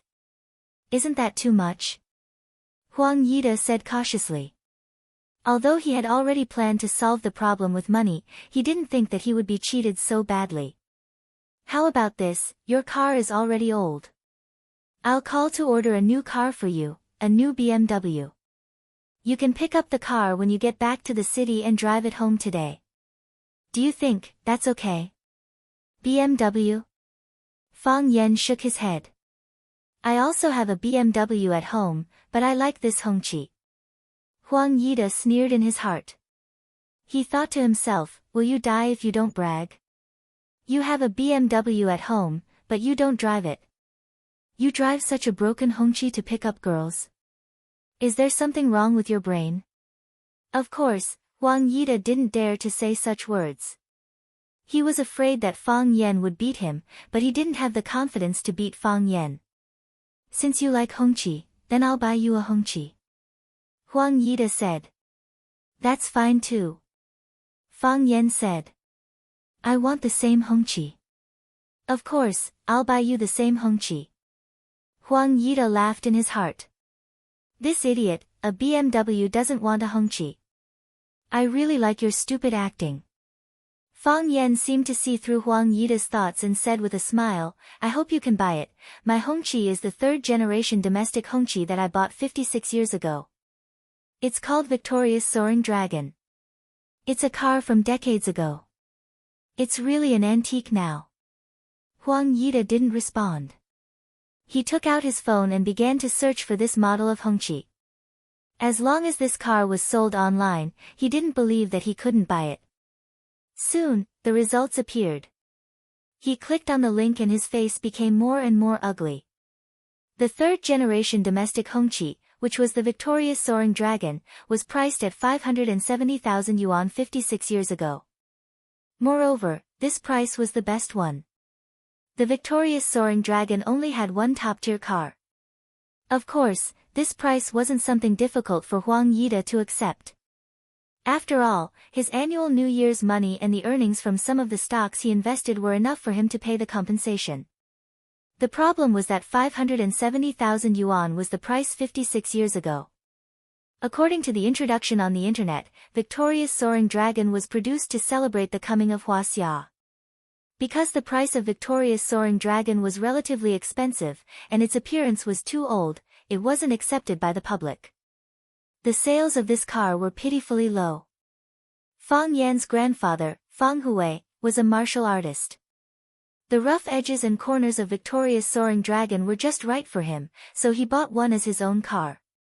Later, the hongqi factory really had no choice but to give all the remaining Victoria's Soaring Dragon to the retired old cadres behind the red wall as their travel cars. After the car was sent out, the leaders of the hongqi factory were also relieved. As a result, during the National Day military parade, the country's #1 leader also chose to ride this special hongqi car to participate in the parade and push this car to the world. For some reason, the hongqi factory didn't reopen the production line of Victoria's Soaring Dragon. Therefore, the very few cars became antiques that some people collected. Now, the price of each Victoria's Soaring Dragon was between 6 million and 8 million. If the previous owner of the car had a special identity, then the price could be higher. In that case, the 10 million that Fang Yan offered was indeed a good price. After all, this type of car wasn't something that could be bought with money. What stupid thing did they do? Huang Yida completely became an idiot. He began to envy the unconscious Guanu. At least he didn't have to worry about money now. Fang Yan looked at the change in Huang Yida's expression and said, now you know that my asking price isn't high, right? The car was just cut, it's not broken yet, can it still be driven after some repairs? Huang Yida said. Pa! Fang Yan slapped Huang Yida's face and said with a sneer, do you want to say that since the car isn't completely broken anyway, why don't you just pay for the repair and let this matter go? Huang Yida's face was burning with pain. He reached out and wiped it. There was blood on his palm. He knew that the corner of his mouth was cut by Fang Yan. His eyes became fierce, but his voice was still calm as he said, I didn't expect this car to be so expensive. I don't have that much money in my card, how to raise money is your problem. Fang Yan said with a sneer. My problem is to ask you for money.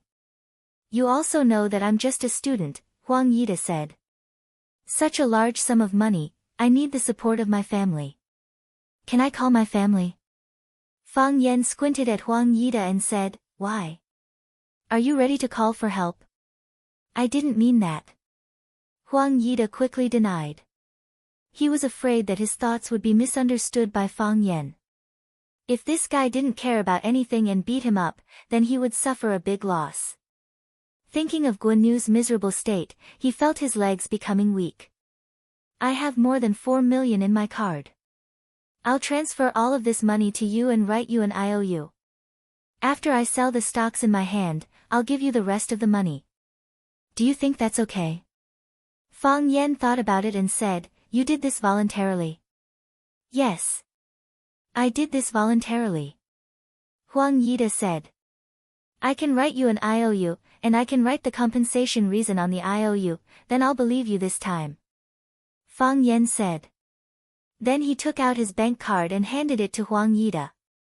I have a condition. Huang Yida said. What condition? Fang Yan asked. I accept your compensation condition. You can't hit people, I can't promise you this. Fang Yan said. What if you scold me after I accept your condition? I promise I won't scold you. Huang Yida said seriously. Is he an idiot? Will he scold people at this time? Fang Yan thought about it and said, okay. As long as you don't scold me, I won't hit you. Huang Yida opened his mobile bank account and entered Fang Yan's card number to transfer the money. After the transfer, Huang Yida got into the Mercedes-Benz and took out a pen and paper. He wrote a 5 million IOU and handed it to Fang Yan. Fang Yan took the IOU and checked it. Then he carefully stuffed it into his wallet. Pa! Fang Yan slapped Huang Yida's face. Why did you hit people? Huang Yida was shocked. I just said that you can't hit people when I give you money. Clang! Fang Yan kicked Huang Yida's stomach again. His body flew out and hit the Mercedes-Benz behind him. You scolded me. I didn't scold, Huang Yida held his stomach. The pain made the muscles on his face twisted. You scolded me. Fang Yan said and rushed toward Huang Yida again. You scolded me in your heart.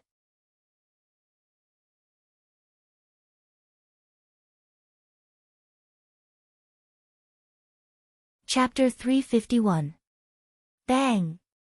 Fang Yan punched Huang Yida on the left side of his face. Bang! Fang Yan punched Huang Yida on the right side of his face. Hey, how dare you stare at me? Fang Yan punched him in the mouth. Mr. Fang, stop! Jiang Qin ran up and pulled Fang Yan's arm to stop him from hitting. Mr. Fang, Yuan Lin shouted, Mr. Fang, and rushed up to hold Fang Yan's waist. Yuan Lin's behavior made Jiang Qin very dissatisfied. You can stop the fight, but why did you hold him? So, she reached out and held Fang Yan's arm in her warm arms, saying, Mr. Fang, you can't hit him anymore, or he will die. Are you worried about him? Fang Yan asked with a smile. We are worried that you will kill him and have to bear the responsibility, Yuan Lin said. Then I won't hit him. Fang Yan was very satisfied with the girl's answer. Although he regarded them as children, he also hoped that he was the most handsome uncle in their eyes, or the big brother. Anyway, it's not satisfying. Fang Yan was really not satisfying. He tried very hard to control his strength to avoid accidentally killing him. He thought it would be better to go back and fight with Yi Rou or Bailey Lu. That kind of fight was a real fight. Fang Yan patted Huang Yida's face, motioning him to open his eyes and look at him. Huang Yida's eyes were covered with blood. He just opened his eyes, but he quickly closed them again. Because the blood soaked into his eyes, which made him feel very uncomfortable. Do you dare to curse people casually in the future? Huang Yida had to curse again in his heart. You bastard son of AB*TCH, when did I curse people casually? It's easy to blame someone, right? I'm more wrong than you, Fei. I know you will definitely take revenge, and I don't care whether you will or not. Let me tell you, the people of Swallow Dock are not so easily bullied. Fang Yan waved his hand and said to Jiang Qin and Yuan Lin, let's go back. Jiang Qin and Yuan Lin looked sympathetically at Huang Yida, who was lying motionless on the front of the Mercedes-Benz, and then happily followed Fang Yan to the smashed classic car. Ouch! It was as if his muscles were being torn apart. He felt like his body was falling apart. Many parts of his body were no longer listening to his brain. He tried his best to get up. Just as he used his elbow to push his body up, his strength was exhausted. Once again, He lay on the roof of the car, gasping for breath. "Senior brother." A voice suddenly rang in his ears. Huang Yida was shocked and jumped down from the front of the car. Seeing Guan Yu standing next to him with blood all over his face, he asked in a trembling voice, "Are you a human or a ghost?" "Senior brother, it's me, Guan Yu." Guan Yu felt a little itchy on his nose. He reached out to wipe it, and 5 bright red fingerprints appeared on his face. Huang Yida took several steps back and shouted, "Guan Yu, are you okay?" "Senior brother, I can't swallow this." Guan Yu said with red eyes. Although his mind was much more mature than children of this age, he was still a teenager after all. Being bullied like this, he felt so wrong that his tears were about to come out. Seeing Guan Yu's expression, Huang Yida was relieved and said in a hoarse voice, "I can't swallow this either. He took my money, and he has to spit it out for me. Spit it out 10 times, 100 times. He hit my people, and he has to pay it back, 10 times, 100 times. This time, I want his life. Senior brother, should we call the police?" "Call the police. Calling the police is too easy on them." "Senior brother, what can you do?" After listening to Huang Yida's words, Guan Yu regarded him as his backbone and asked eagerly. "He is too strong, and we are not his opponent at all." They had not associated Fang Yan with the legendary martial arts master. How could there be so many martial arts masters in the world? When Fang Yan grabbed Guan Yu's head, Guan Yu also tried to resist, but he did not succeed, so Guan Yu subconsciously felt that Fang Yan was stronger than him. Can strength be used as food? Huang Yida sneered. No matter how good his martial arts is, he is afraid of a machete. If he dares to hit me, I will let his whole family suffer. Swallow Doc. Swallow Doc, what is his name? Fang Yan. Guan Yu said. It seems to be the name. What kind of place is Swallow Doc? Call and ask, and you will know. Huang Yida said. He searched for a while, but there was no phone in his pocket. Maybe the phone fell to the ground when he was beaten. So he searched on the ground and finally found the phone in the snow. The screen was soaked with snow. Huang Yida wiped the phone on his body, and it could still be used. He checked in the phone book, and finally chose a person called Old San to be his revenge partner this time. The phone was dialed, and it was quickly picked up. A laughing voice came from the phone and said, "Young Master Huang, I haven't found a brother to drink with for a long time. Where have you been recently?" Huang Yida was not joking with Old San. He was not in the mood. He said in a deep voice, "Third brother, your brother was bullied." What? Bullied? In Yanjing City, who dares to bully my brother? Old San asked in surprise. Third brother, I was careless this time. I came to Tangshan with my friends to soak in the hot spring, but we were blocked. Third brother, help me find a place. Swallow Doc. Have you heard of this place? Brother, you were bullied, this is a big deal. Don't mention Swallow House, even if it is Peacock House, I will burn it down. Where are you now? I will pick you up immediately. Then we will directly bring our brothers to Swallow House to avenge you. I don't believe that there are still people who dare to bully my Old San's brother. Today I will listen to third brother's arrangement. Us brothers will kill Buddha and gods will destroy gods. In this cold weather, Huang Yida finally felt a hint of ambiguity. He thought to himself, father really raised a good dog. Huang Yida said gratefully, Third brother, I am in the parking lot of Tangshan Top Grade Hot Spring. My friends and I are injured, we may not be able to drive. Today we will rely on you, brother. Don't mention it. We are brothers after all, third brother said straightforwardly. Hanging up the phone, Guan Yu asked with concern, Senior brother, what did you say? Huang Yida opened the car door and sat inside, saying, we will rest in the car, someone will come to pick us up in a while. Guan Yu also opened the car door and sat inside, saying, then Fang Yan, go to Swallow Dock and set them on fire, Huang Yida said fiercely. I want them to die without a burial place. Great, Guan said happily. Then catch those two little bitches, make them kneel down and sing, conquer, to us. At that time, I'm afraid their mouths won't have time to sing, conquer anymore, Huang Yida said with an obscene smile. Since they did something wrong, they have to be punished. Since they don't want to accept a toast, then let them drink yellow soup. Stinking bitch, if it wasn't for those two, would we be in this situation? That's right. Guan thought of the injuries he had suffered, and his hatred also surged. Humph, don't fall into our hands, or else. Huang Yida suddenly thought of a question and asked, when did you wake up? Ah. What? Guan was stunned and said, I just woke up. I hope so. Huang Yida coldly glanced at him and said. If Guan had woken up long ago and saw that he was being beaten but deliberately pretended to be dead and didn't want to come out to help, there was a big problem with this kid's character. The big tyranny at the front of the motorcade that was responsible for opening the roads stopped, the first car stopped, and the 4 cars following behind all stopped. The door was pushed open, and a long-haired man in leather jumped out of the tyranny car. He walked to the stone sign at the entrance of the village, looked at it, and shouted, Swallow Fort, this is Swallow Fort, it's written on the sign. Get off. The bald man in the back seat of the tyranny car shouted into the walkie-talkie, and the cars behind all opened their doors.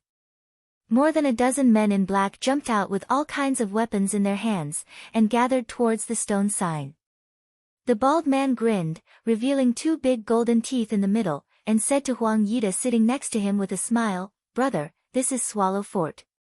A place where even birds don't shit. If it wasn't for the GPS, we wouldn't even know where this place is.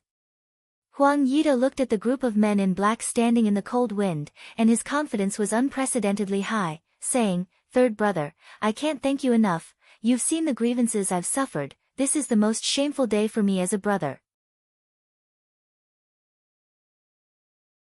Today, it's up to you to make the decision for me. Guan mouth was crooked, and he pointed to the village and said, Beat them.